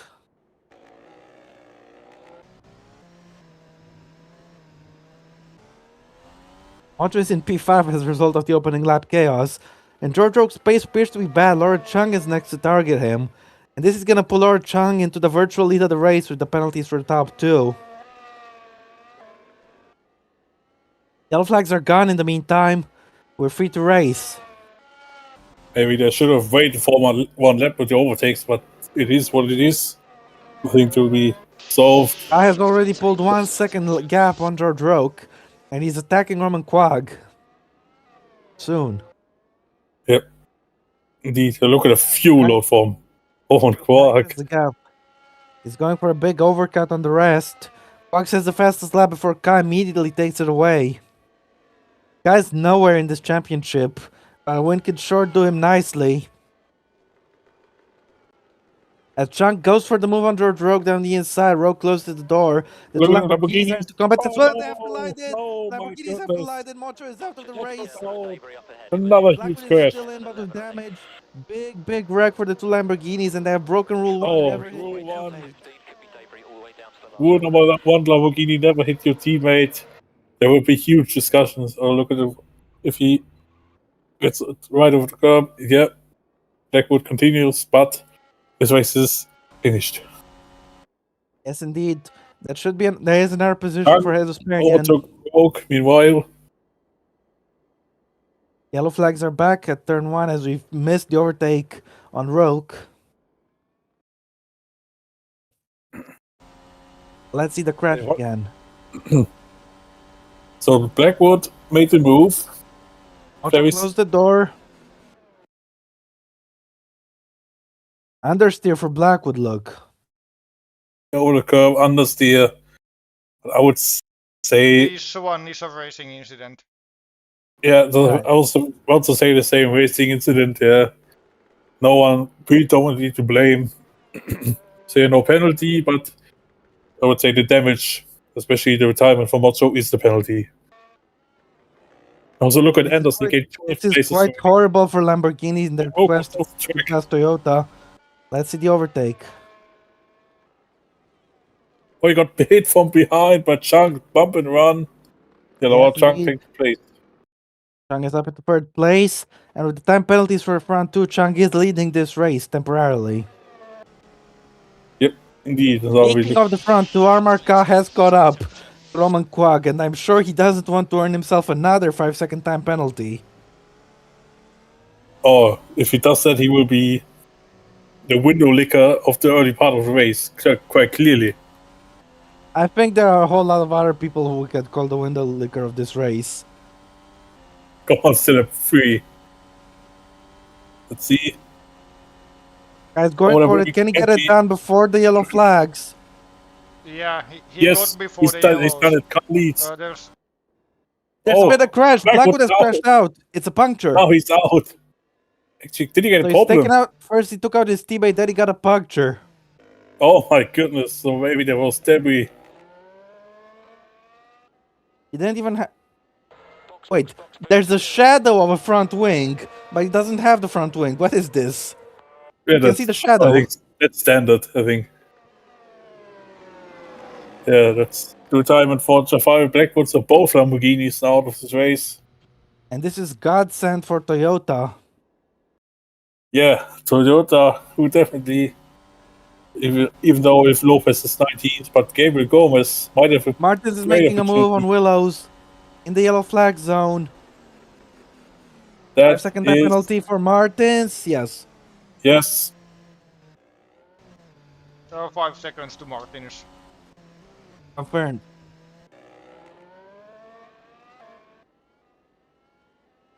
Five seconds. But that will be a lot of editing behind that video. Both Renaults have penalties.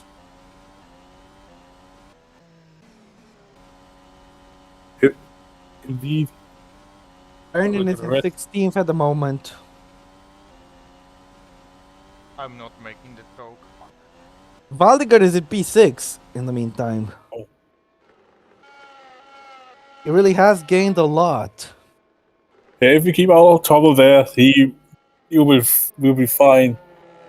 Yellow flags are gone, and Chung is 1.3 seconds behind Quag. Now auto So we're camera working- for a few minutes. Alright. Alright. Zonta is behind Gomez in the meantime. He's in P9.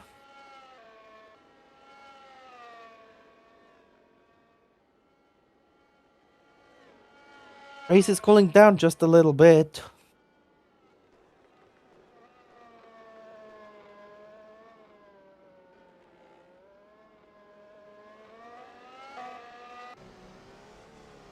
So we have Soto. Oh, is in a fight with Martins. Martins trying to recover after the initial contact. I imagine Martins got past him, unseen by the cameras.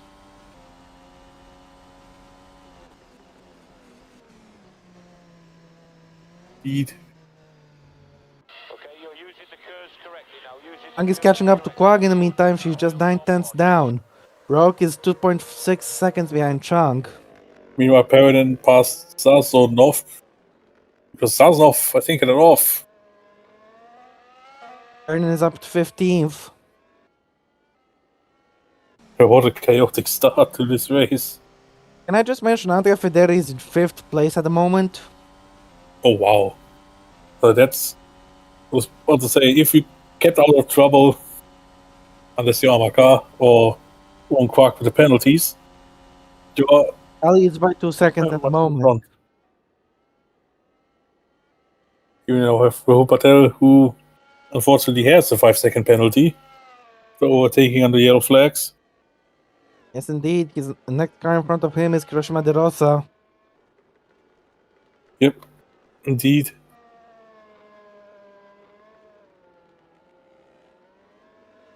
Chung is just 3/10 behind Quag. She might be able to make a move on him soon.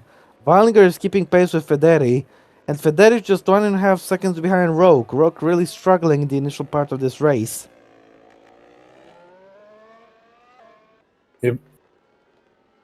Indeed.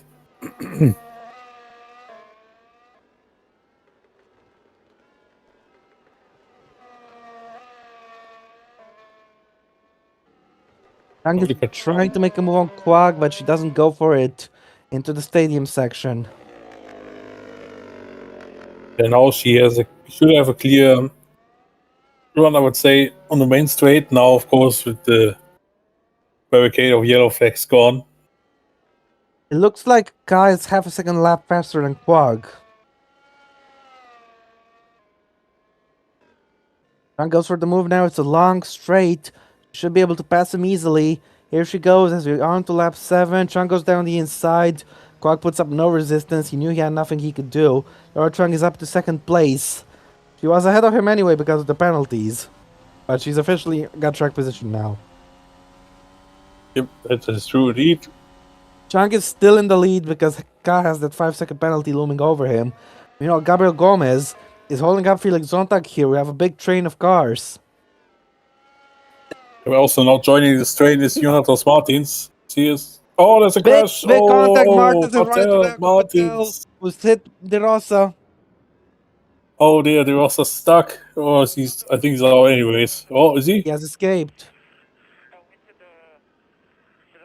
Patel is out. Patel is out of this race. So his 5 seconds are now not to be taken into case anymore. De Rosa is also out. You can see wheel. We need Yuri to adjudicate on this incident. De Rosa is out. We have to be lucky that the automatic camera kept this incident. He is the god. Yuri is back. Let's see what happened there. I think Martins was the one who caused the initial contact. It was clear that Martins absolutely cannonballed into the rear of. Actually, Patel moved on a braking, I think. Yeah, and Martins was... Still, Martins did run into the back of him. It's touch and go, really. I don't know what to say. That's a racing incident. Alright. Right, so for that, Martins' recovery has been stunted even more. He's picked up damage. And this is going to be free places for Jesus Perignon. yeah, indeed. He'll be in the points soon at this rate. Yeah, well, you had 5 seconds for yellow flag overtake, but that's irrelevant. Indeed. Meanwhile, Waldinger has lost ground to Federi, it seems, as Joseph Willows is battling with Suto for P11. Cal leads by 3.4 seconds from Chunk. Suto goes wide in the last corner. Martins comes into the pits to repair the damage he caused. As this Wait, how promotes many Willows to retirements P11. is already 6? Well, 4. How Just did 4. Oh, No, it it's is 6. 6. 6. In just 8 laps. 7 laps. That's a crazy start to this race. Indeed so. Yellow flags are still in play. As Federi has 7 times cushion to Waldinger, he might be staying together for a little bit longer in this race. It Meanwhile, was I a just roll wanted to quite mention, slow. Kai is 126 points behind Jesus Pernian in the championship. So so he's almost out of title contention. He will be out of title contention at the end of this race, I think, if Pernian scores a few points. Unless, well, let's take the fastest lap point into account. If it will finish like this, I think it will be 25 to Car. I don't know if he has the fastest lap as well. He has it. He hasn't, so that will be 25. So Car would need to get to be lower to at least 104 points or 103 points to be in championship contention still. Yeah. Guys extending the lead. Laura Chang, he's increased it to 3.7 seconds. Willows is overtaking Suto unseen by the cameras. He's up into the top 10. Yep, indeed. That's points for the 350 race man, Willows.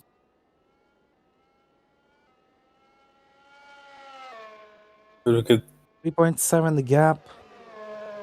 Actually, that would mean Chang would lead by 1.3 seconds. Hold on a second. Roke has caught up to Roman Quag. Yep, indeed. Even though he's on by virtue of a penalty, he's pretty long gone. But now on track, is that what counts? Yep. Earn is just in front of Martins.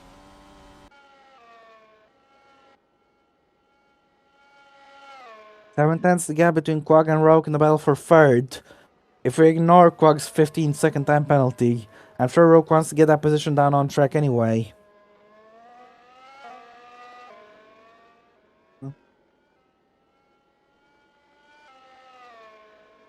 Roke should be able to get him within the next few laps. Yeah, that's predict 2. Previous race leader on track, Amakar. Martins is the new fastest lap. He is in P13 at the moment, though. So he should be right behind Perrinan very soon. Yes, he is. Yes, he is. Of course, with the hard tires, we expect very low tire wear, meaning he can go on pretty long stints without much repercussions. Yeah. He's not trying. Bug is clearly dropping pace compared to the front two. She sets the personal best lap. 3.9 behind Car. Also 3.9 ahead of Quark on track. The penalty, that's 18.9.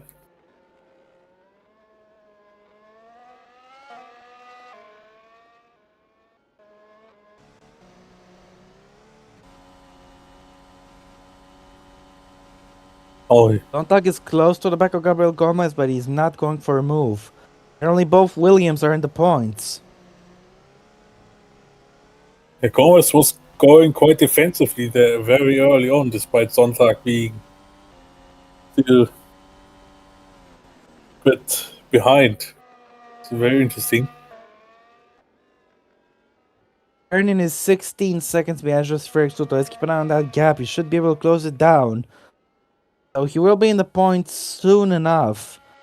As Rogue has gained another 2/10 compared to Quag since the last time we've checked. Quag is rapidly losing pace to Chung. He's 4.4 seconds down on her.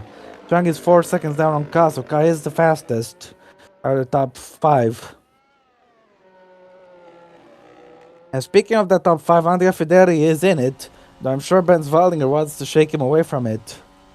Chung sets another personal best, but she can't keep up with Ka's pace. Ka will be within 5 seconds of her anyway soon. But Quark is also very much slower. He lost 8 tenths, I would say, or 7 tenths to Chang on the last lap. It's only a matter of time before Rogue passes him. Just keep going. The gap is 6 tenths. Now it's closing. Closely with the slipstream. Waldinger has a chance to gain a lot of points today if he doesn't mess it up. Yeah, he needs to stay out of trouble. That could close the gap. Still. So now also, it has to be said, it will be Martin's That's overtook what Pernian race. unseen by the cameras.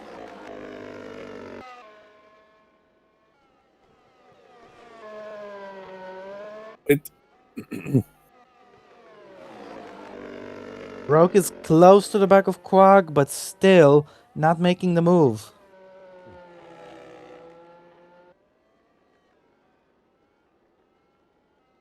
I think the Red Bull has that bit more of drag, which causes the top speed to be a bit slower.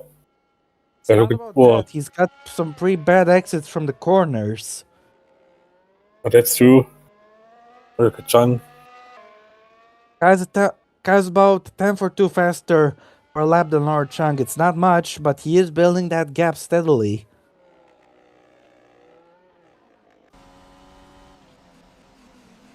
Sazonov is in 14th place at the moment. He's kept it pretty... I think he did... Did he take damage early on in the race, or... I'm not sure. Either way, Sazonov is not really in a good position at the moment. Chatfield is quite close to the back of him. Might see a battle between the two of them soon. As Martins is just under 12 seconds behind Felix Soto. Meanwhile, Kaz's lead is up to 4.2 seconds. Like I said, he's slowly but surely building on it. Punk still virtually leads the race with that penalty, but Ka will be past 5 seconds of her soon.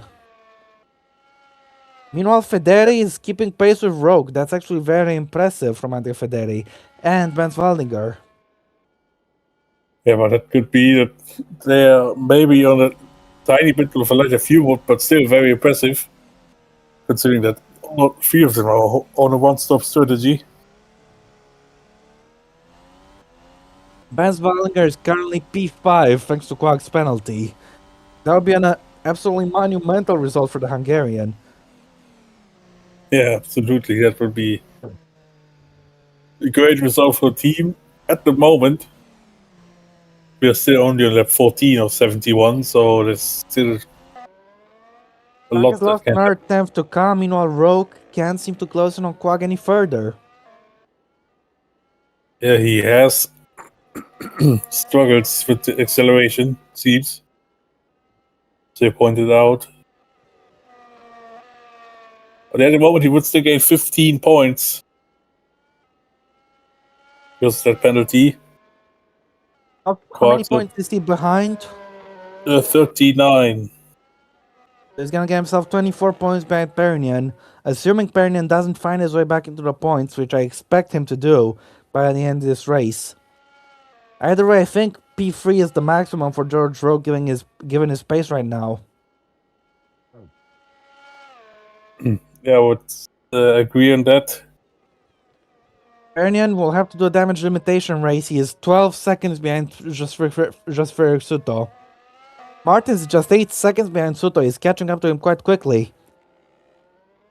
Yeah, Martin's showing good pace. It's a shame that he was involved in those two accidents. Of course, as mentioned before, that will be one of the moments of the season. Martin's doing an Ella from the Nürburgring Yes, in indeed. 2013.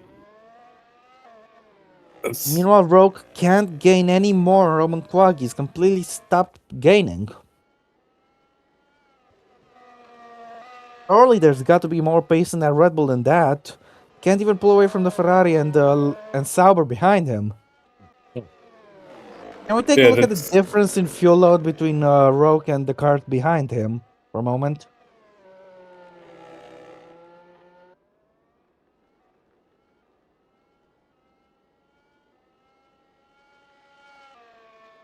As lead is up to 4.5 seconds. He's gained another 2/10 since we've last checked. So Slowly now but surely he will get himself in that 5-second gap. the Quark is 30. So few Waldinger is Waldinger looks to be on 60.4. a 2-stop. Or on a one stop with the early stop. Could also be the If you case. pit, if you pit before the halfway point of the race, usually you don't go to the end. This has got to be a 2-stop for Waldinger. Oh, that would of course be, but throw all of the good momentum away. But also, I would explain his very strong pace, but it's also sacrificial play. Really, it's gonna cost him. That's for sure. I didn't quite catch Federi. Federi is on the 1-stop. Waldinger is keeping up with him, despite having 10 laps worth of fuel. But Benz Waldinger is not gonna go to the end. The fuel he gets on his first stop, he will have to pit twice. Yeah, now I'm pretty sure, you know. Waldinger can't really push to increase the gap because but he needs to pass Federi if he wants to pull away further. But he is pulling away from Anderson quite significantly. He's got a 15-second gap to Anderson almost. Yeah, but the problem for Waldinger is he doesn't have the straight line speed. It seems to get very close to there. He's stuck there for, I would say, since the beginning of the race. Meanwhile, Ka has gained another 10th on Laura Chang. He's continuing to increase his advantage, but we're quite closely matched for pace. Ka just has a slight edge. 4.7 gap. Only slight edge, but enough edge. So he would say 2 or 3 laps. Personal best laps.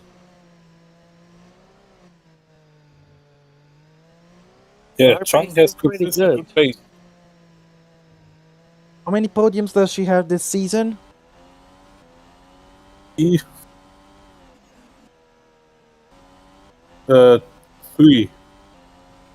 Well, she's on a very good path to get her 4th podium of the year. Kai is not setting personal best, by the way. Chung is, but still Kai is faster. Yeah, because I think the fastest lap Martins is just 3 seconds behind Suto. He's gonna catch him soon. He's just gained our 4/10. Martins will be up to P11 shortly. Yep, indeed. Also, Lopez is quite close to the back of. I think. Guy who's there now. Roke is closer. He's finally started to gain more on Quag. He's just 4/10 down. He might have a chance now. He's got good traction at the left corner this time. He might have a chance into turn 1. Actually lost something. I don't think it's enough. No, he's not close enough. Still had a pretty bad exit. Yeah, I'm pretty sure that Rowe could drive at least half a second faster per lap, but he's, I would say, getting impeded there by Quark. I don't think he has much more pace in that car, honestly. I really don't think so. Zontag is very close to back of Gabriel Gomez. We might see a move here. Gomez feels the need to go defensive. Zontag doesn't press him.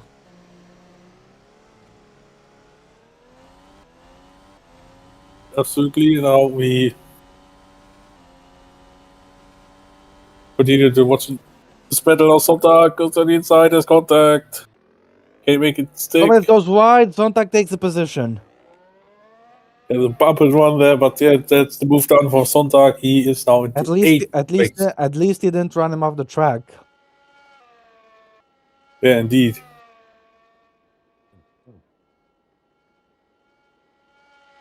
Meanwhile, Now he gets Armada's lead 5. is up to 5 seconds. He has offset the penalty, so he is the legitimate leader of this race once again. I'm sure he wants to build that gap further. He doesn't want to keep it close. Yeah, indeed. Gap at the moment would be 0.028, which will You know, change. Martins has caught up to Joseph Soto. He should be past him very soon. Let's keep an eye on this battle. The Aston Martin shouldn't be able to offer any defense to the Renault. Renault's also 6 seconds behind. He will come up on Soto soon. So the points are still very much possible for the championship leader. He will be in the points before the end of this race, that's for sure.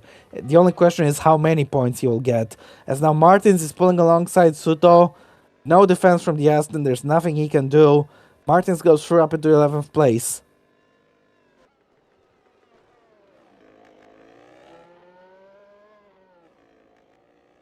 Of course, Martins does have a 5-second penalty, but let's be real, he has the pace to offset it compared to Soto. Yeah, definitely. It's not even a question, I would say. Roke once again not close enough to pressure Roman Quag. He does not have this speed on the straight to. It's not about the There you speed on the go. straight, Dennis. Look at the exit he gets on the last corner. It's atrocious. Quag just manages to pull away in that last corner, leaving Rogue not enough of a gap to close down on the straight. Yeah, whatever it is, Rogue needs I to. think Rogue is holding something himself quick. back, honestly, as Kai is gaining her 2/10 on Laura Chunk. He's got 20 laps of fuel left exactly, so I expect him to pit around about lap 37 or 38. For his one and only stop of this race. If you're new to this, they do not serve the 5-second penalties in the pit stops because the penalties are given outside of the game, so it'll just be added to his final time in the race.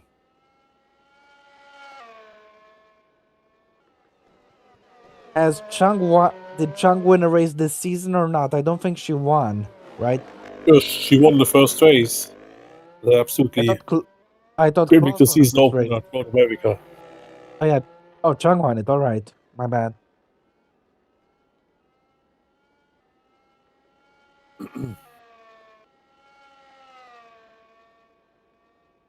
This race that's when in real time over 2 years ago.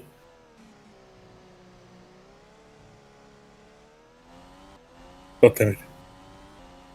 So a good car, the legitimate leader now. This race despite the penalty. Gap is slowly but surely increasing all the time.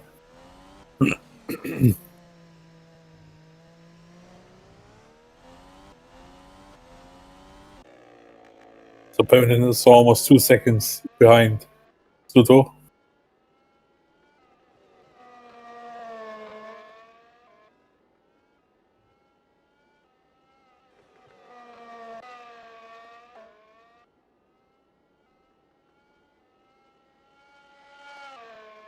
Zhang is actually 10th quicker than the personal best. It's a very, very consistent pace. But cars would say quicker all the time, but only by a tiny bit. Except for 16.6. What was Zhang? You don't know.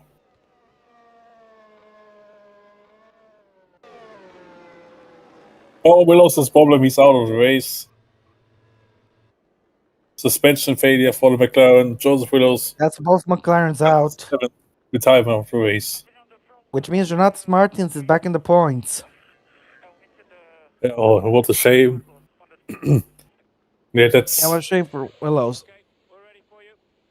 on this. It was looking good for some 350th point. race. It was looking good for a point or two, but unfortunately, he will not score today in his wait, is his 300th race?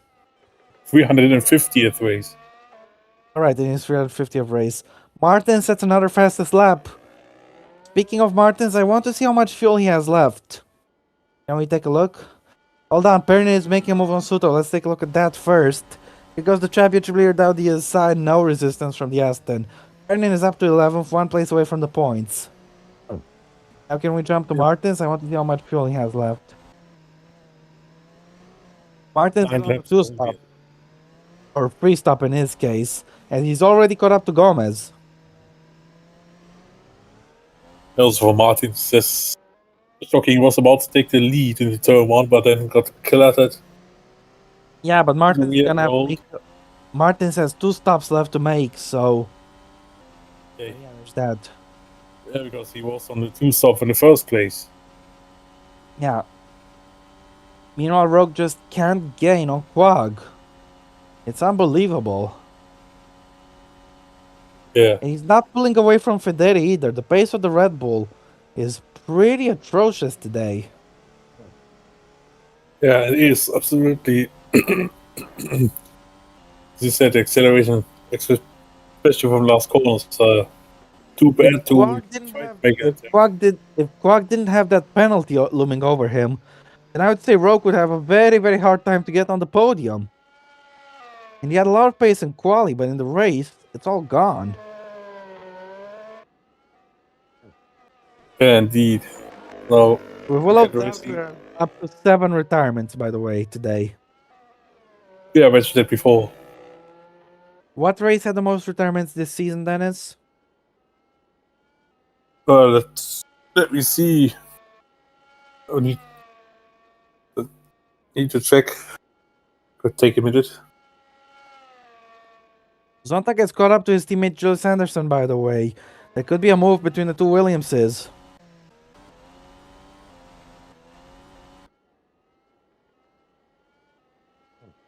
He's quite close. Oh. He could make a move on the main straight. So in Malaysia and in Monza we had 8 retirements. And Spa we had 9. Alright. Let's see if Zonta can get an overtake himself on the P7. Will Anderson fight him back?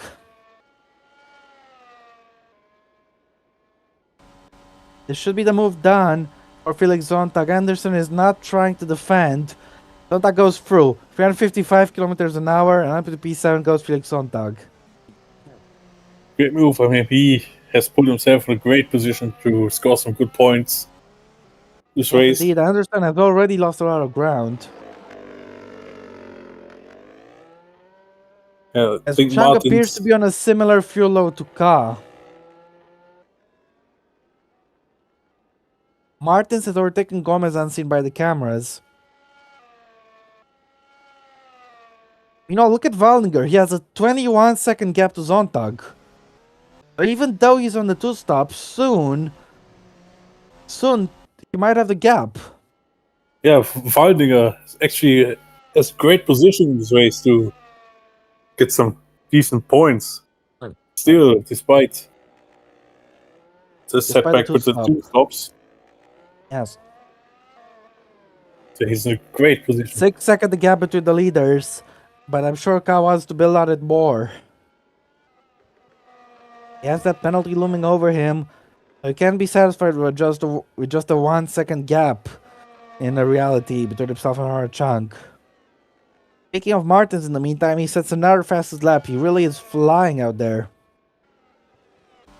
Yeah, indeed. Also, on Car's side, he also needs to be careful because any mistake costs himself time again, and he cannot afford to make a mistake because Chang will immediately be back in the 5 seconds at this stage. Yeah, indeed. He isn't much faster than her, but he is faster. God just needs to keep careful and bring it home, really. How many wins does he have this season? 1, 2? I know he won at Hockenheim.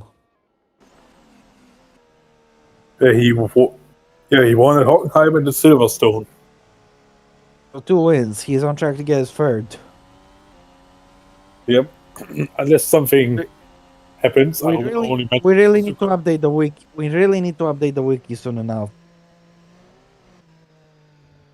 You know, looks like Kai is catching up to some lap traffic. That could cost him a bit of time. Maybe that could actually be quite good for Chang, because if It doesn't matter. It doesn't matter. Chang will have to deal with the same traffic. unless she pits, I was about to say she pits before, but she's still she won't pit until lap 36, I would say. So She's pitting at a good similar point. time to Ka, so it really doesn't matter.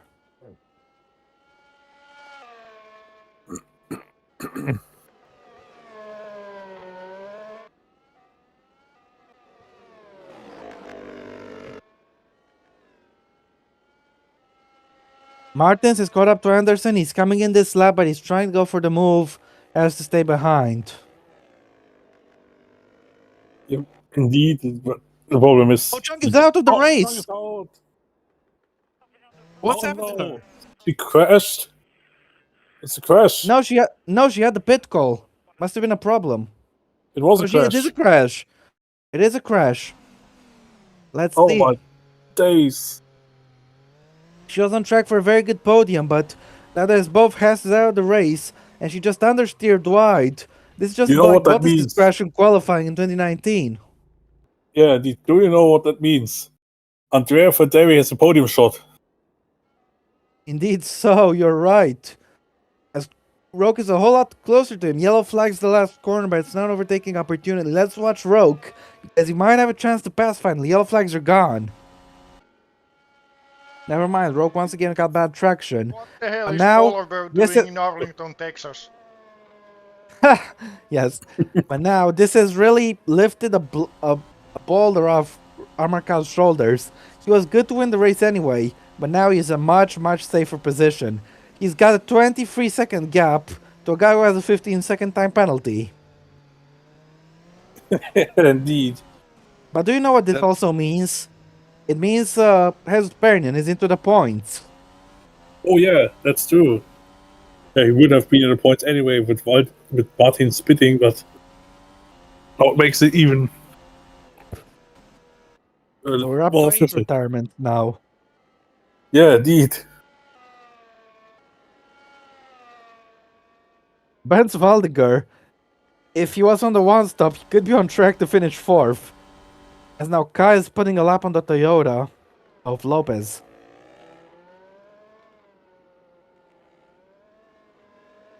That was a bad mistake to make for Chang. She had no pressure at all. She just needed to take it easy, and she would have taken a very solid P2. And now this man is a P2. Only on track, because he had a huge penalty. And Rogue just can't get close enough to him out of the last corner to challenge him. It's unreal. Rogue's like a face, that is. Yeah, well, really needs to do something in the pit stop phase. Otherwise, Rogue is pitting before Quag. What's he gonna do? Quag is getting the overcut over him. I have a feeling that Quag will finish on track in front of Rogue at this rate. And Rogue will only get him thanks to the penalty. That's my opinion. What do you think? yeah, that will be a deciding factor, I would say, in this race. Our car is about to lap Sheffield here. What is the gap between Waldinger and the next car, Felix Zontag? I want to take a look. Because where Waldinger emerges could be key to this race. He's coming in this lap, actually. Oh, yeah, indeed. That's... If it isn't too stop, I don't know what this it is. This is the second scheduled stop out of anybody in this race, apart from Martins. So Benz Waldinger, I don't think he can take P4 because of Quag. Quag is on a better strategy than him. I don't think he can get within 15 seconds of Roman Quag. Benz Waldinger could be on track to take a career best P5 today. Will he emerge in front of Zontag? I don't think so, but I think he could be close behind. 31 laps of fuel, that's quite a lot. Go now.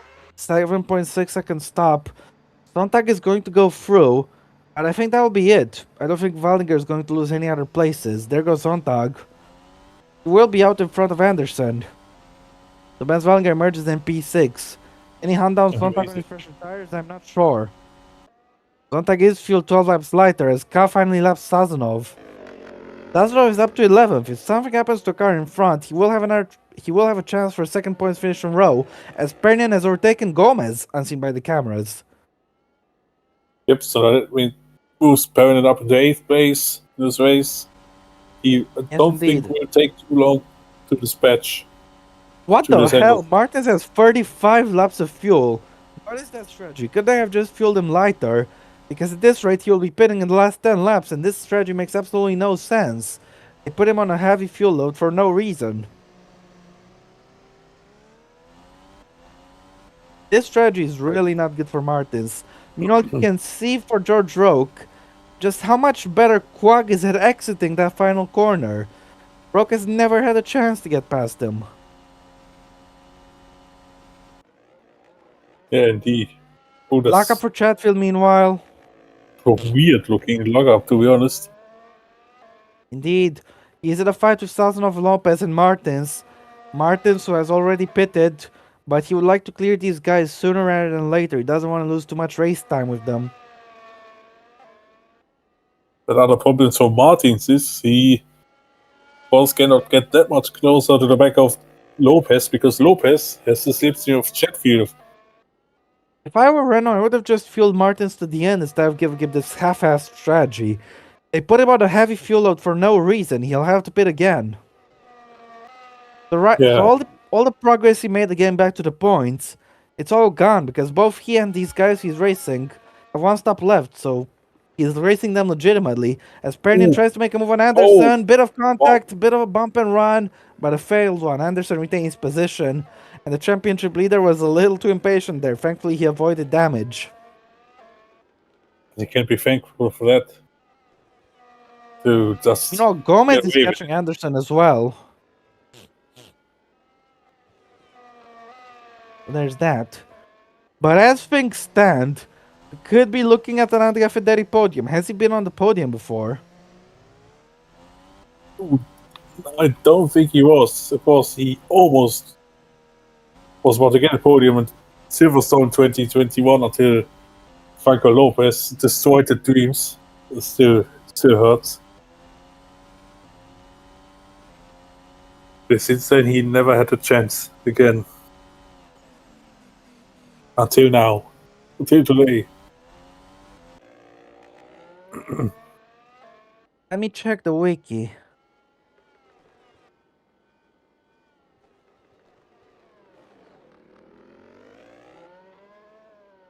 What the hell? What was that camera angle? Not damn it, GP4. We look at Rogue.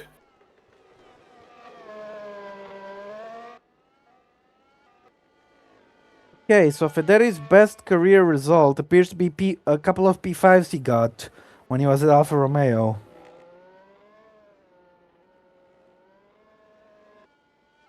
Yeah, he is looking good, honestly. She finished 4th this season in Austria.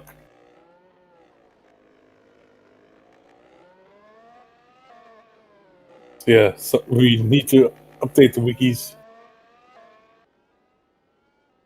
Also, Yeah, the wiki definitely needs to be updated. The update would be great. Now we are slowly but surely moving into the pit stop window of Amaka.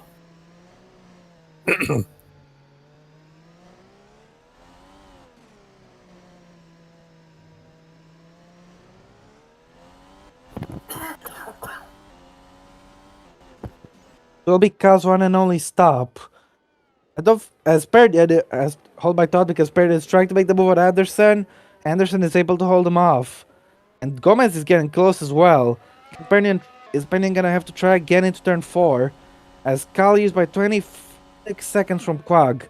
I think he's almost got a full pit stop over him as Pernian is going for the bump and run again, but this time they don't make any contact. Anderson holds on to the position.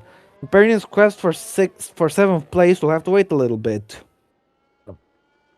Yep, it has to wait indeed. Well, this man is currently under full control of this race, Amaka. Lap 33. Oh, Gomez has Was- made a mistake. He's Ooh. he's understeered wide. This has cost him some time. Lost about a second there. This is not good, but he should have the pace to close back up on Anderson. Yeah, he will be back on the rear of these two cars soon. Even though Perrin will pass him. So we've got On both next Hasses straight. out, both McLarens out, both Lamborghinis out. Quite a lot of double DNFs for some teams here today. Yeah, absolutely. And additionally to that, we have Vernon is struggling for traction out of the left corner, just like Rogue. We just saw Anderson had a much better drive out of the left corner. I don't think Perrin is going to be close enough to make the move this time.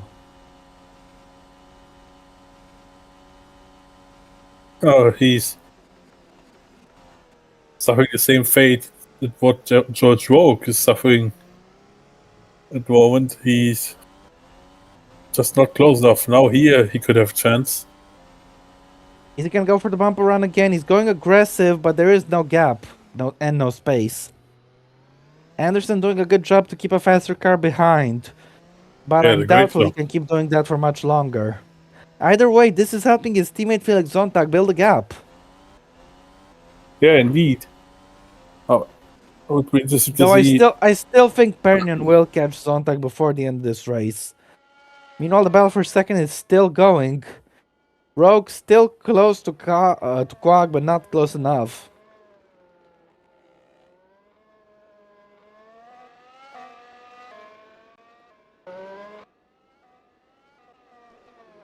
Look how close Pernion is getting the stadium section. It's a shame it's impossible to overtake there. And Gomez Yeah. has already caught right back up, so he's made up for his mistake earlier. A few laps ago. Yeah, that shows that Williams is putting out some good teamwork. Rogue, meanwhile, set a personal best first sector. Which isn't a lot, doesn't mean a lot because the first sector is just 3 corners. But still, Rogue is pushing. He just doesn't appear to have the ultimate pace. Close down and pass Quag. So he's really only gonna get him before. It looks like he's only gonna get him because of that penalty. Yeah, indeed. So we once again look at Perrin. This time he was more composed. Didn't think of a look to the inside. He needs to work on his exits from the last corner. That is key. Because he has a much better chance of getting him into turn 1. Meanwhile, Armar leads by 28 seconds. I think he's got a full pit stop now. As he's about to lap Sazonov, I think that is. Anderson makes a mistake. Gone wide, but Pernion hasn't been able to take advantage of it. Yeah, but he will be on his ass very soon. Anderson definitely pushing hard to try to defend. But the championship leader should be able to clear him soon. How soon is the question? There's an 11-second gap. Waldinger in front. And a few more seconds, I think, Sonntag in front of him. As Suto, not Sazonov, sorry, is making way for the race leader. Yep, that's good indeed. Currently, we're looking at points for one of the Astons. And the other Aston is in P11. That's once again the game of not what if, but what does the car have to do? Still at the point, because of course from behind Martins is still. Hold on, Bernie is getting Coming another from behind. shot, but Anderson is able to cover it off. Amazing. And our car is a bit cold. Yeah, he's coming in this lap, and I think he should still emerge in this lead, in the lead of this race. He's held the lead. He's held the lead ever since the chaos of lap 1. And as things stand, he's on track to lead every lap. Well, in terms of the penalties, yes, of course, on the road, he did the overtakes he needed to, got the gap, and when Chang. He didn't overtake anybody though. He just took the lead as a result of the chaos at the start. Well, Quark was in lead first, but then he got Wait, overtaken. did Khan make a mistake? He's lost 3 seconds to Quag. I think Maybe Khan's made because a of his mistake, traffic. Dennis. I don't think so. Maybe it was because of the traffic of lap cars. The gap was 28 seconds a lap ago. There's no way he lost 3 seconds. I think he's made a mistake. Let's take a look. As he's coming in. Now he's coming in. He's not going to emerge in the lead, I don't think. I think a pit stop is more than 25 seconds. Yellow flags, what's going on? I think it's someone behind. It's It's Lopez. Franco Lopez who's out. He was running at the back anyway. It's an engine failure, and that puts us up to 9 retirements. So I think we're tied with Spa now. Yeah, we are. Spun over was a water leak. And It's we're okay just of over Franco halfway, Lopez. and we're just barely past the halfway point of the race.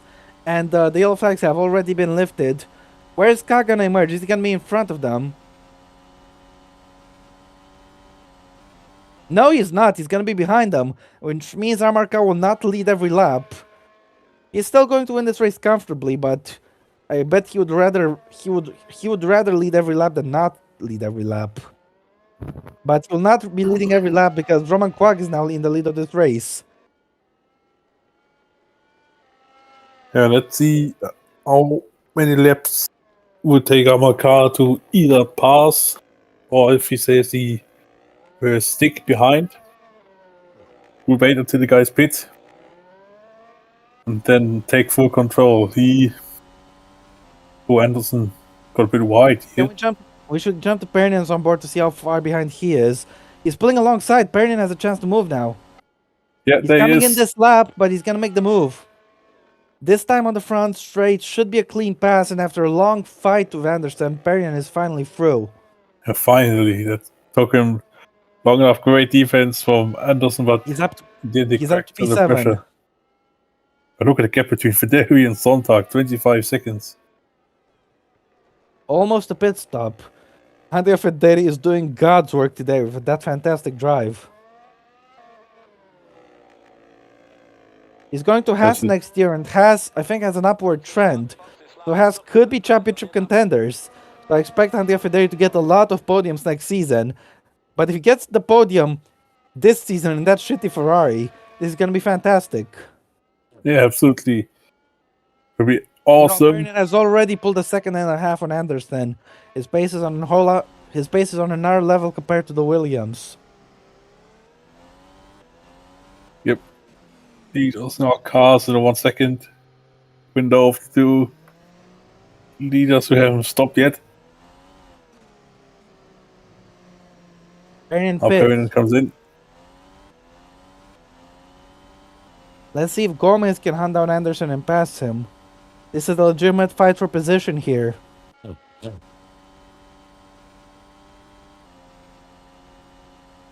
Oh, he's not coming closer. What's Pernian's stop? 37 laps of fuel, more than enough to go to the end. 8.4 second stop, a bit slow. Where is he going to emerge?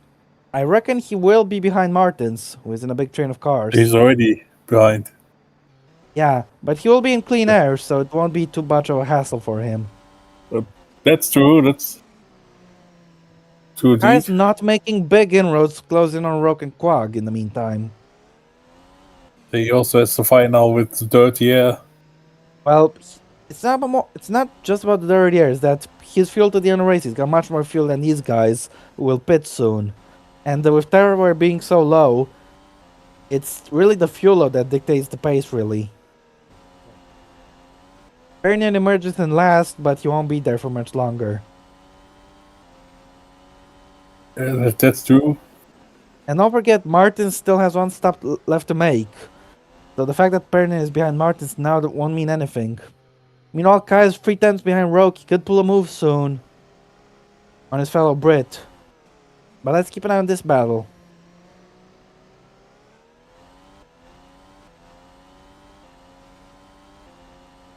Waldinger, meanwhile, has caught up to Sonntag. He's 4 tenths down on the German. We could be seeing a pass soon.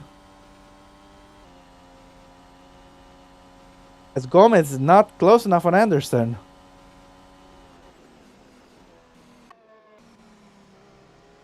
Wait, was that a change of position? Was that a change of position on the graphics there? No, it Sazonov came into the pits.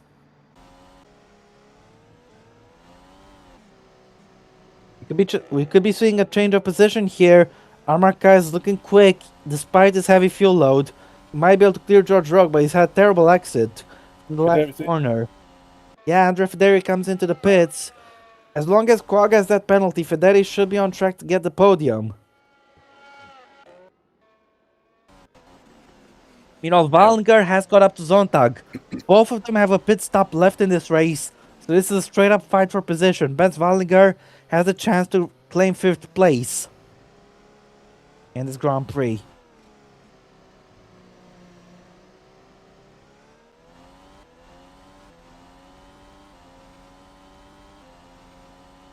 The main straight. I don't think will be enough. There's Videri, I think, coming out of pits. Hatfield is coming in this lap in the meantime, as I think Federi came out in front of these guys. Yeah, he did. Well, that's good for him. He'll have clean air.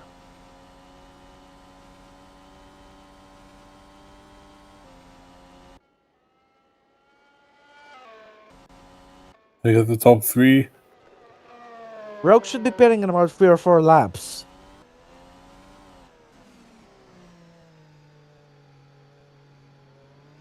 Hatfield comes in.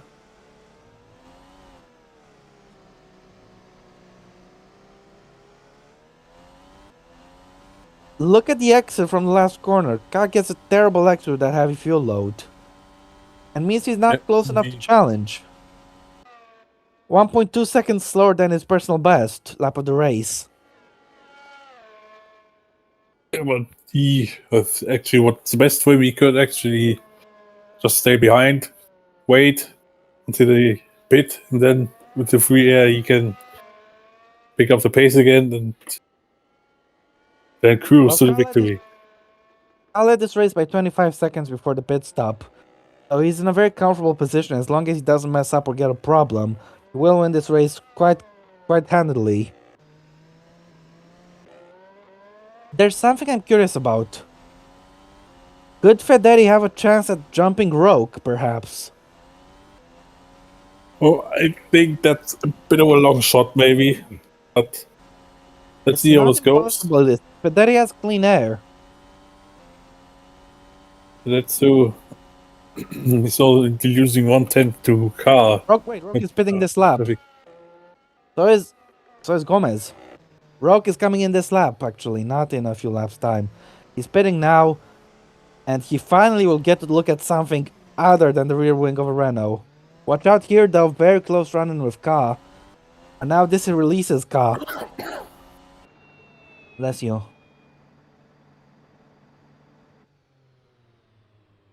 It's no Rogue.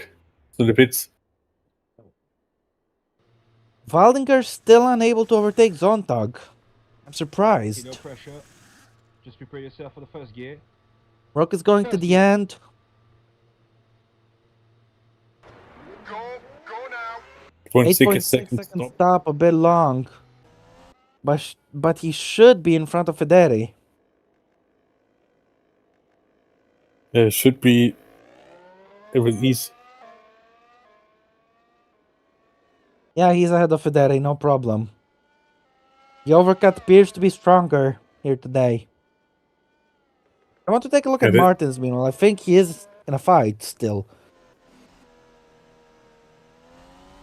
Where is Martins?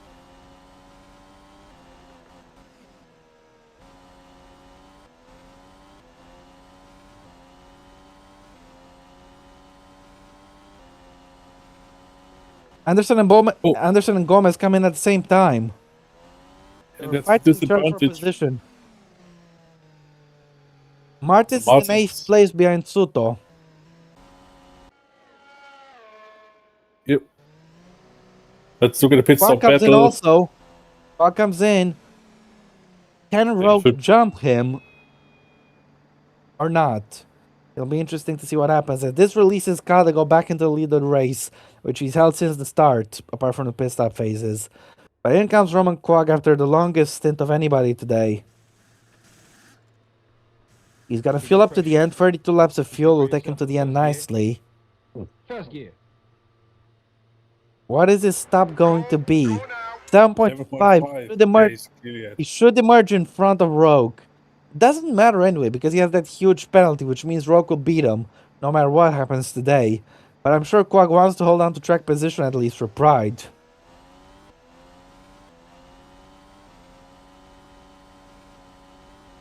This is actually quite close, but yeah, Quag retains track position. If it stopped for a second slower like Roke's was, Roke could have been in front.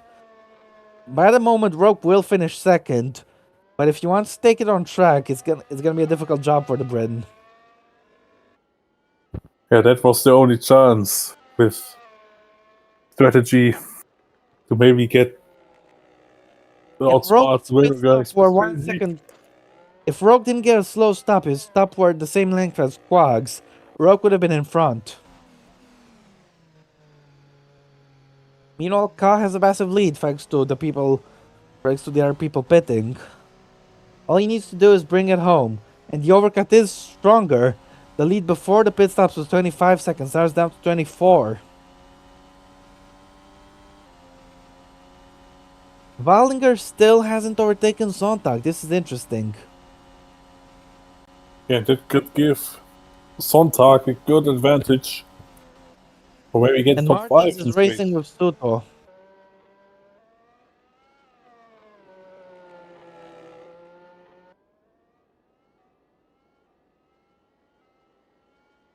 Another bad exit from the last corner for Roke. He almost matches his personal best, but it's not enough to attack Quag, as Waldinger has overtaken Sontag and see by the cameras. Because Or Sontag is it because pits. Sontag pitted? Sontag pitted. Waldinger will get an overcut on him. Either way, this is crucial for Vance Waldinger. He has to push to make sure he comes out in front of Felix Sontag. P5 could be at stake for Vance Waldinger, which would be a career best result. Indeed. The Aston Martin also pits.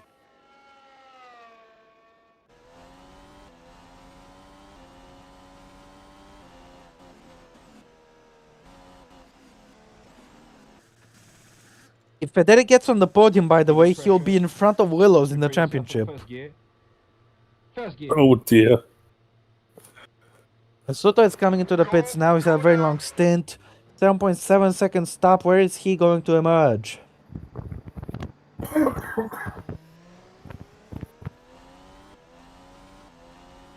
He is behind Chatfield. Yep. Wait, behind Chatfield?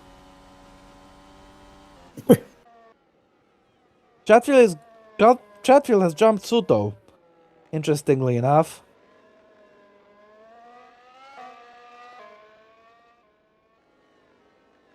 Yeah, Suto is down to last. Yeah, which sounds ridiculous when you say that P13 is last, but I thought that's how he was good for ridiculous. P10. Did something happen to him? He should not be behind Sazonov, but he is. There's something interesting going on with that Aston. Meanwhile, Kai is about to lap the Williams here.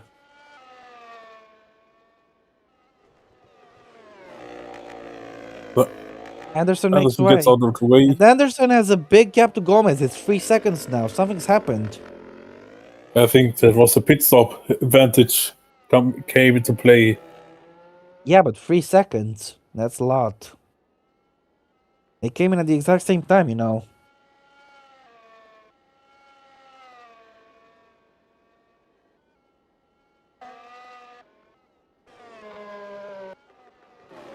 Federi is just 2 seconds behind Roke. This is good for Federi.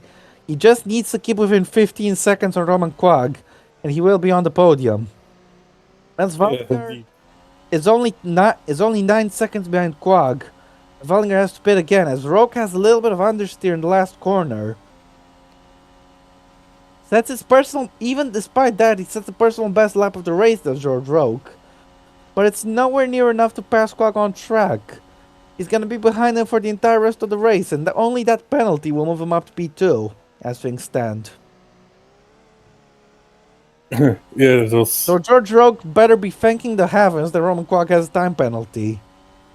Because if it weren't for that penalty, I'm telling you with complete honesty, I don't think Roke can overtake him. Yeah, definitely cannot because he's stuck since the beginning. Shank cleared Quag quite easily, but Roke has been unable to do it for 46 laps. Meanwhile, Martins is quite close in front of Pernian. Pernian is catching up to Jantis Martins. We could have a battle between the two of them. Martins, though, has to pit again, which is a shame for him. They put him on a bad strategy, but he will have the fastest lap. And if he gets the point affiliated with that, that'll be good. But he needs to do a lot of pushing to make sure he gets that point, you know. Yeah, meanwhile, look how powerful the overcut was. Valdinger was just behind Federi, but thanks to the overcut, the others gained. He's over 6 seconds behind him now. Yeah, indeed. Keep an eye on the gap between Valdinger and Zontag. Valdinger has a 25-second gap to Zontag. He has the lighter fuel load, so he should be able to increase it. But it's critical once Valdinger increases it, otherwise P5 will be out of his shoulders. Valdinger was just behind Zontag when Zontag pitted. So it's up to Ben Valdinger to push like an animal and make sure he jumps Zontag. The pit time loss is about 26 seconds. So Valdinger, he knows P5 is at stake. He needs to push it as much as he can.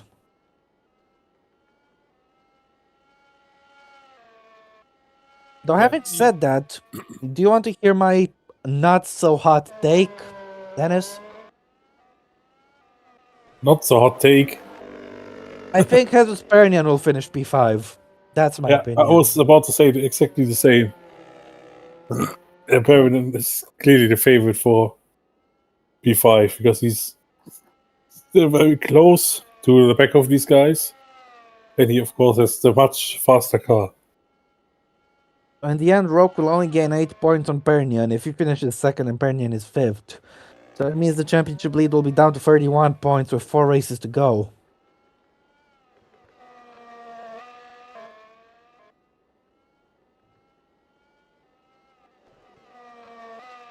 .6 lead for Ka. He is pulling away for Quag, but it really doesn't matter. He just needs to bring it home. Ka's lap times are improving meanwhile with his fuel load going down slightly as the car burns off fuel. But yeah, do keep a keen eye on the gap between Ben Valdinger and Felix Zontag because that gap will decide what will be either P2 or will be either P5 or P6 in this race.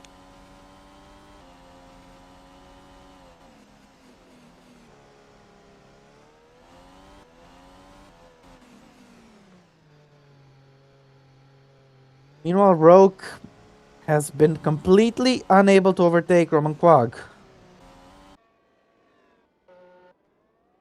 I think it's quite shameful for George Roke to be keeping pace with Andre Federi the entire race. Federi has been constantly under 3 seconds of Roke the entire race.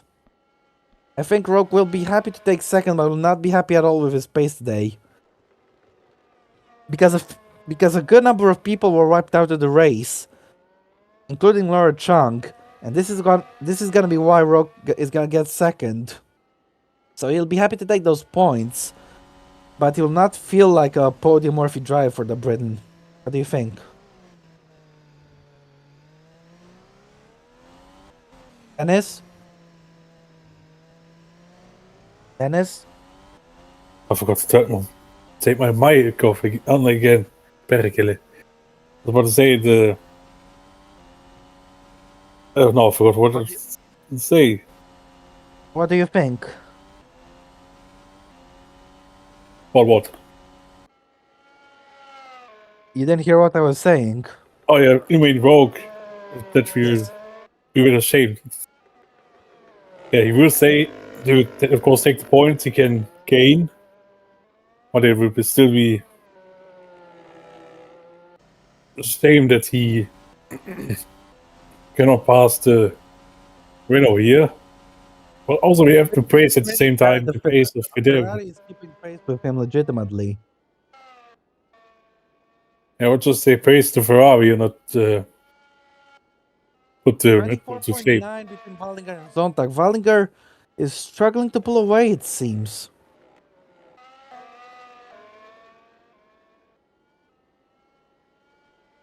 Yeah, he looks like the one stop was indeed the better strategy with the very low tire Clearly.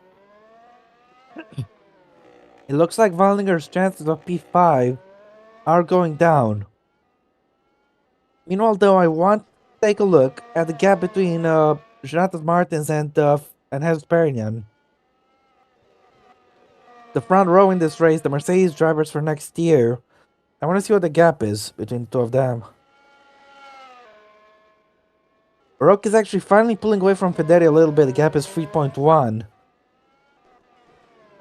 Do you think there is a chance Quag could get 15 seconds from Federi? I don't think he can.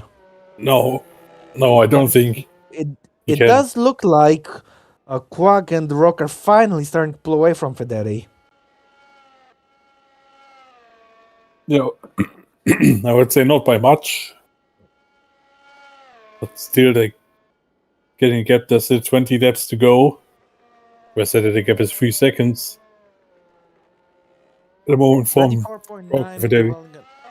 between Wallinger and Zontag. Meanwhile, Perrin is 1.3 seconds behind Martins. He's really not gaining that much.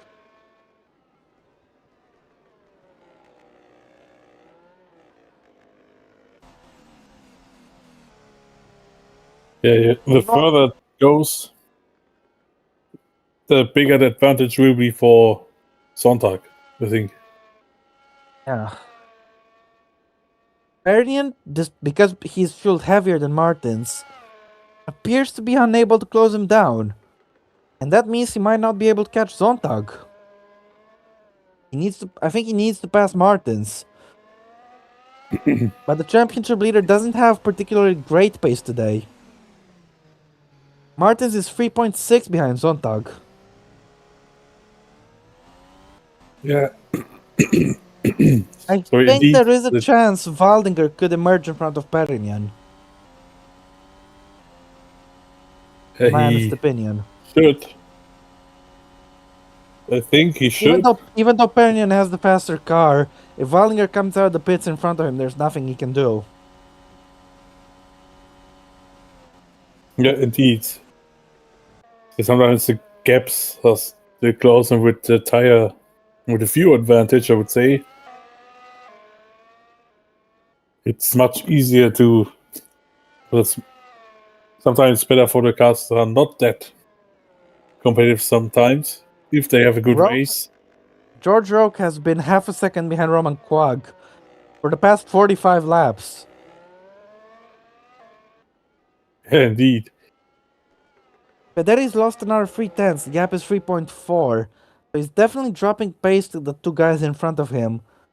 But I think he will keep within 15 seconds of Quag comfortably. We don't have that much left in this race anyway. Yeah, I don't think Rogue will make an overtake on track unless something happens. Martins is Quag. 3.3 behind Zontag. I think he is gaining on him, but not much. Martins, don't forget, has to pit again. They put him on a pretty stupid strategy, which might cost him points, actually. But that means Jesus Perignon will gain a place thanks to Martins pitting. Yeah, definitely will. What is the gap between Waldinger and Zontag? 25.1. Waldinger has gained a few tenths. He needs to keep pushing if he wants to emerge in front of Zontag. Because if he comes out behind Zontag, it might be difficult to pass him. He wasn't able to pass him at the end of the previous stint. He needs to really give it his all if he wants that 5th place. What do you think, Dennis?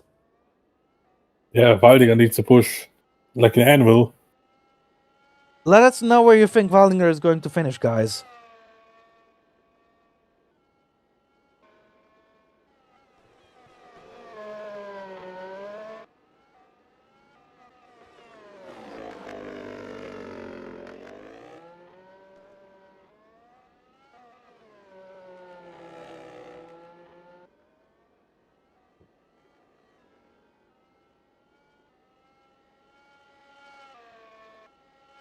Lap goes by, another lap that will not gain enough to even try to He's attempt to actually pass.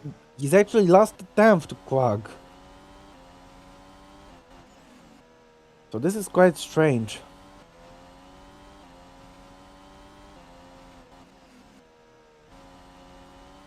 Meanwhile, Kai is having the nicest Sunday drive of them all.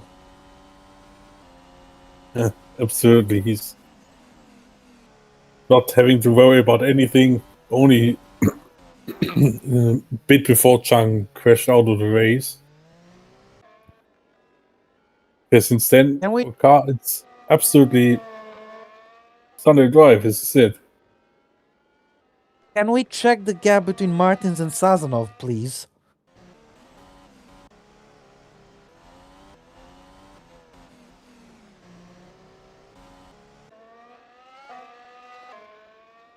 Let's say about 30 seconds. I can't do gaps for cars that are several positions to each other. Yeah, we- fair enough. Because Martins was just behind. No, he was in front of Gomez and Anderson, I think, when he pitted last time.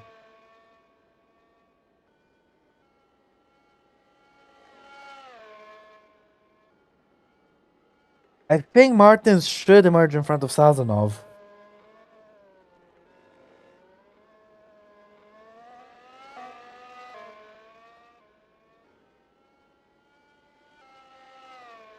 Meanwhile, Kali is by 27.4 seconds. As Stratfield is the next retirement, we have 10 Stratfield's out. retirements. Stratfield is out of this race. That's one Ferrari out. What took care of him? I think there was a transmission failure. A transmission failure is usually on the terminal. Okay, we're ready for you. Mita. Box now. So this race has become the race with the most retirements this season. Oh, it was a transmission failure. Weird. Usually those aren't terminal. He didn't even get the pit call. Wait, So these are clearly always they weren't aware. terminal. Transmission failures are always terminal failure, not like loose wheels or brake and throttle problem. The yellow flags are gone already. Wait, what is the gap Yeah, between let me Ferdinand and talk. Anderson? And it also means at the moment the two Aston Martins would be out of the points and everybody else would score. Yes, indeed. That would be a shitty way to go for Aston. Yeah, indeed. So now, of course, there's still 16 laps In a race remaining. that is- This race is just about surviving. That's all, really. Absolutely. Meanwhile, Wallinger, what is the gap between him and Zontag? We'll be pitting soon, within the next 8 or 9 laps, I think.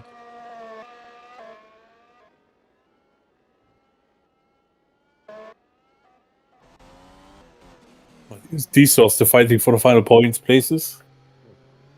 They've been fighting for a long while. Yeah, but Gomez, I Wait, think, has the same. What's the gap between Anderson and Pernian again? Let's see in a minute. Yeah, we'll see it very soon. Gomez just can't get close enough to overtake Anderson. 24.5 seconds. Martins could be in danger of Martins could emerge from the pits behind Anderson, which would be quite troublesome for him. You know? Yeah, it really could be. Because you've seen already before that Martin. Ballinger has pitted. Ballinger Ballinger has pitted. pitted. Earlier than I expected, but this is going to be critical. Does he come out of the pits in front of Felix Zontag? He was right there with Zontag when Zontag pitted. Has Wallinger done enough to get the overcut on the German? This could be crucial for P5 in this race. Has Ben Wallinger done enough? Let's jump to him. Why are you not looking at Perkele?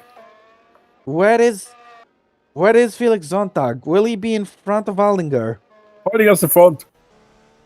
Wallinger is ahead, just barely, look. He started. This was absolutely key. Westwaliger has gone the overcut on Felix Sonntag. Sauber has done it. Westwaliger did it without As losing a things stand, place. Westwaliger is on track for a career best 5th place.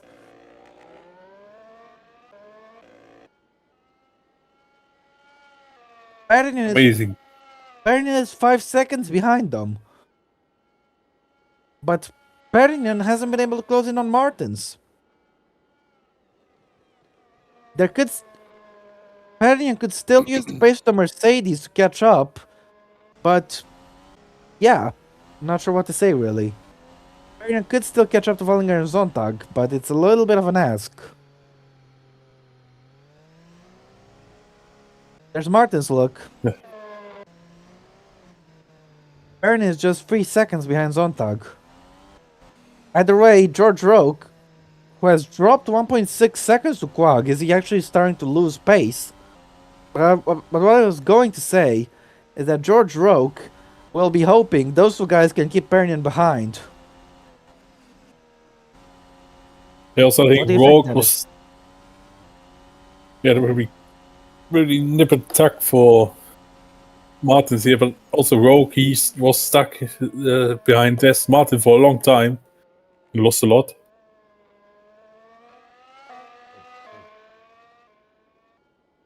Federi is 5.3 seconds behind Quag. With 12 laps to go, Quag needs to be This is much fantastic. faster. Quag needs to be much faster if he wants to get himself on the podium. If Roman Quag goes 1 second a lap faster than Federi, he can still get on the podium. Which I don't think he can do, in my opinion. Yeah, I don't think he will all of a sudden gain 1 second per lap where always they actually had quite a similar pace.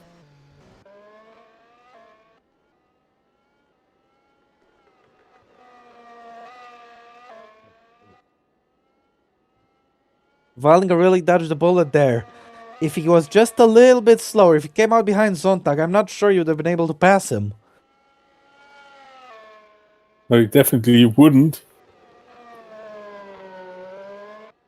have been able to pass him because Sonntag, he has bad engine power, but yeah, thankfully for Waldinger, he does not have these issues. It's not really about engine power, it's all about the exit from the last corner. With that dirty air, it's difficult to get a good exit from the last corner. Gomez has been with Anderson this entire stint. He's unable to make any progress. We've seen it with Rock and Quag as well. Speaking of Quag, here he is. Rock is actually gaining on him once again, but it really doesn't matter. Because they're not racing each other for actual race position.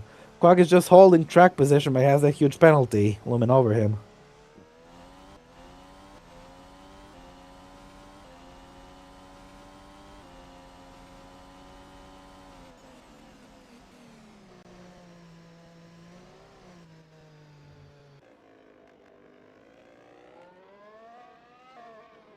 Can we look at the gap between Pernin and Anderson again?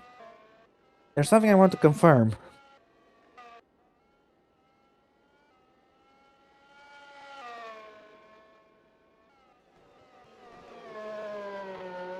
Martins has a bit call. He's coming in now. Very I nice think he lap will be in. ahead. Okay.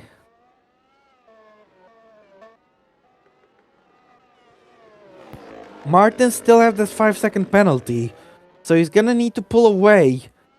I'm not sure if he'll be 5 seconds in front of Anderson. That's the thing. You get me?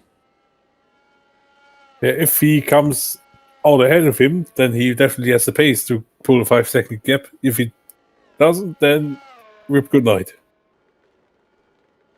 Wait, Martins will definitely emerge ahead of Wait, Anderson Martins here. is 30 seconds in front of Anderson.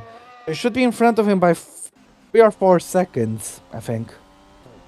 Yeah, he definitely will be. But let's see what happens during the stop. Martins will regret Which being means on now. the two-stop strategy. Perinian moves up to 7th place. Martins comes in. And let's see if Perinian can hunt down Sontag in the remaining laps. I hate to say it, but Jesus Perinian's pace has really not been impressive today. Maybe there was some more damage we cannot see. Pressure.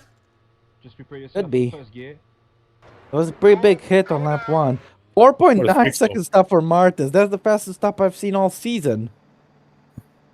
Yeah, of course, with the low fuel load, they took much quicker to get in. Now he goes out probably even more than 5 seconds ahead of Julius Anderson. Looking on the minimap, that is more than 5 seconds. It should be good.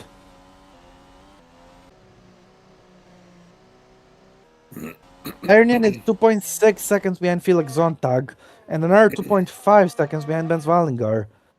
Perinian could still salvage P5 from this race if he has the pace to push and get them. But it's the key if he has the pace to get up to them, because as you said, the pace of Perrin has not been impressive. Oh, look, they have 30 Meanwhile, seconds. I think with Perinian in P7, I think Armarka will drop out of championship contention, Dennis. Let's check.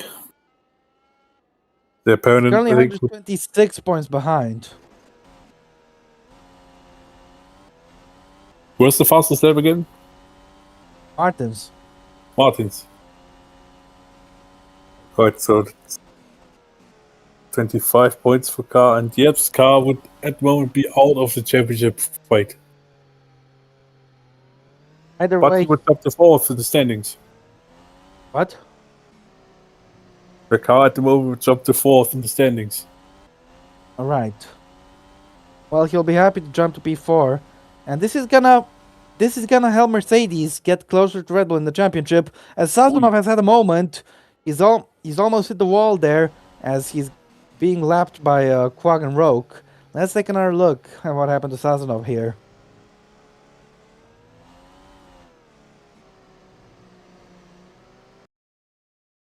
Oh, he actually lost it. Snap of oversteer mid-corner, that's always ugly. A correction Nice could have burnout. put him in the wall. Yeah, but he has avoided damage, has avoided contact with the wall, and Sazonov keeps going. But I'm sure he'll be unhappy to miss out on the points, given so many cars have retired today, 10 cars. Though if something happens to one of the 10 people in front of him, he will still get a point. Yeah. He has to hope on that, because otherwise he will have a chance. You know, Waldinger has Get pulled away points. from Sontag a little bit, so looks like first tires mean something, but though not so much. The hard tires. Waldinger is able to open up the gap to Sontag, but Perinian is closing down Sontag. I think he might have a chance to get into position for the end of the race if they take. Apart from that, I think everyone should be going line and stern until the end of this race like this. I don't think we'll be seeing any change of places. Because I don't think Yes. Gomez can beat Anderson. I only could have understand the half you were saying, because it sounded like your mic is underwater a bit. Oh. I said I don't think Gomez can Okay. pass Anderson, and I don't think anyone will be able to gain positions. Yeah. That's actually. Oh, Martin, it's Since he sets the fastest lap. again to show that he has some pace, of course, with new tires, low fuel. That will definitely be the fastest lap until the end. If he didn't have the incident with Patel, he might have been able to beat Perinian today. But I don't think he could have gained much more.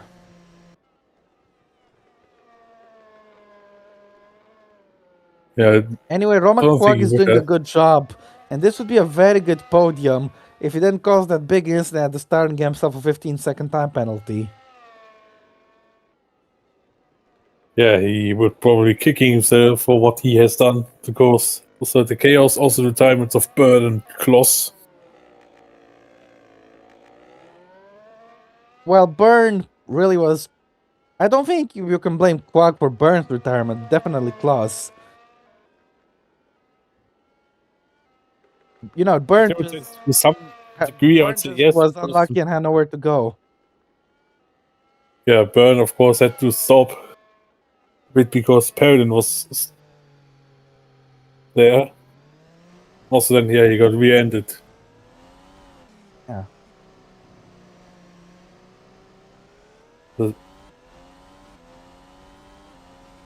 Currently, the gap is 34 points between Red Bull and Mercedes. As things stand, Mercedes will cut the gap down.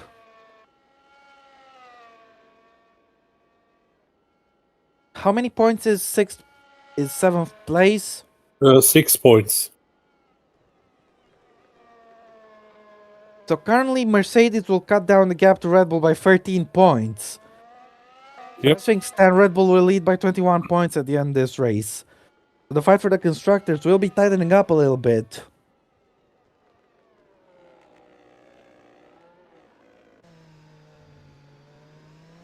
Say, Dennis, this race has flown by quite quickly.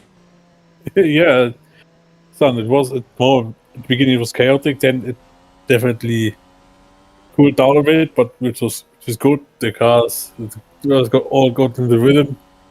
The strategy, of course, we don't thought there was not much to do. But Yeah. this an entertaining race.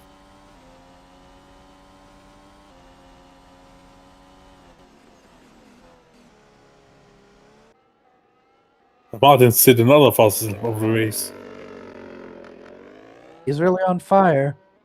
Though it is partially because of his strategy as well, but you can't deny he has good pace. What would he have been able to achieve if you were on the one stop and didn't have all those issues? Could he have been on the podium? Most likely. Maybe even won the race, I don't know.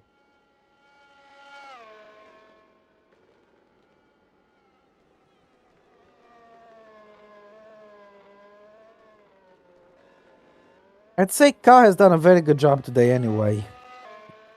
Yeah, The only thing definitely. he did wrong was overtake under yellows, that's all. That 5-second penalty Ka has won't matter at all.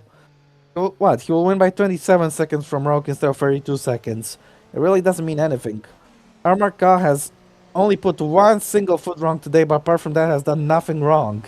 And as a result, he will move up to 4th in the championship. Yep.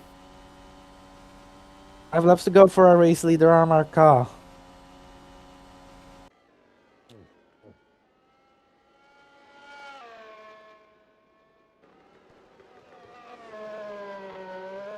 Perrin is just 1.4 behind Sontag. We might have a battle there. Or P6.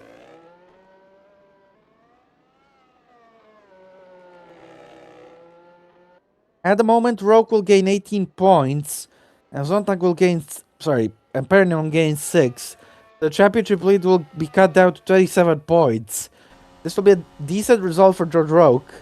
But Perrin can still gain 2 points by overtaking Sontag. So I think he might have a shot.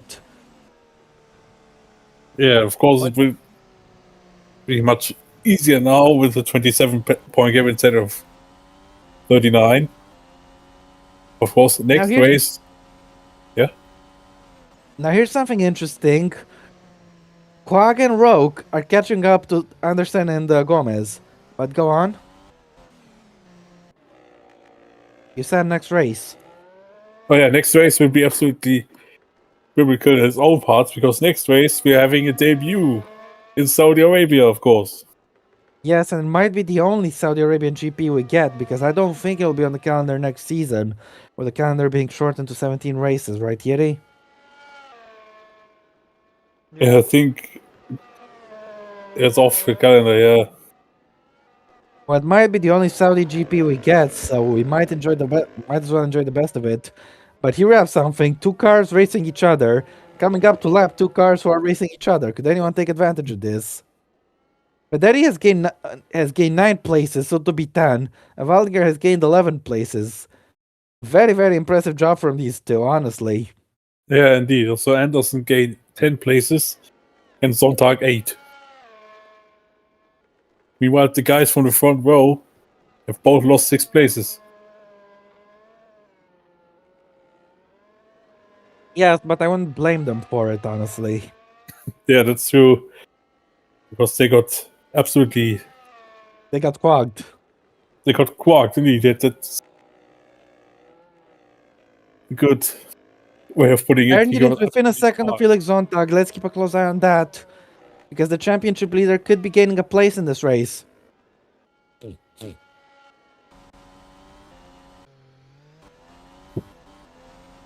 Let's keep a very close eye on this situation. Meanwhile, can Gomez use the front-running cars coming up to lap him as an opportunity to overtake Anderson? Don't forget, Toyota are in a fight with Lamborghini in the constructors. They're in a fight for P5, and Toyota is only 3 points in front of Lamborghini. If he can pass Anderson, he can get another point for Toyota, so I'm sure he wants to do that. That's Gabriel Gomez. Let's see if he can use the frontrunners coming up as an opportunity to pass Anderson, because for the past 20 or so laps, he's been unable to do it. What do you think, Dennis? Yeah, that could maybe be the opportunity, although it has to come fast because there's only 3 laps to go. Meanwhile, I think our Marquez is just 5 seconds away from lapping Hezard Perignon. Oh dear. That shows how much Ferdinand has struggled with that early crash. Quagga is lapping Gomez now. Where will Anderson make way for Quag? This could be crucial. Gomez will be right there trying to take advantage. Rogue doesn't care about passing Quag, he doesn't need to. He knows P2 is guaranteed for him as long as he doesn't mess it up. 2 laps to go for a race near our car.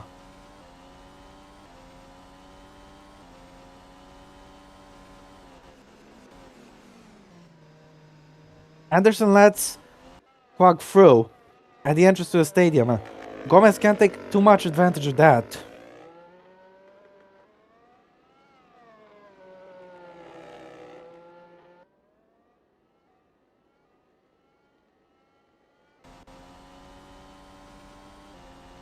I think Gomez is going to let Rogue by on the straight.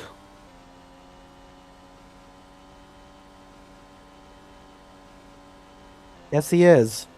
Finally, Vogue has overtaken somebody, but even though it's not Quark, I want to take a look at the fight for P6, by the way. yeah, Sonntag was actually not that far away from Ferdinand that they are. 7 tenths. I think Perrin will have a chance to get him on the last lap.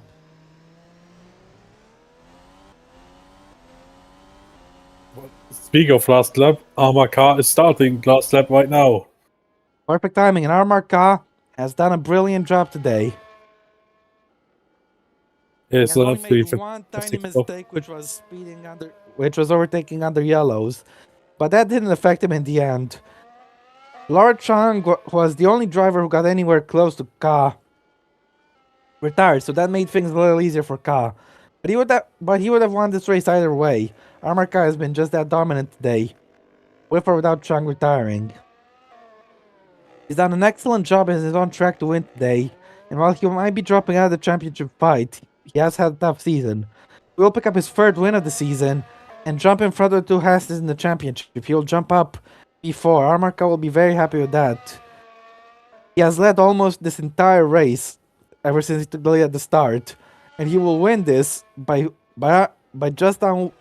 almost 35 seconds. What a fantastic job Armor Ka has done today, and what a drive this has been. Armor Ka is coming out of the last corner now,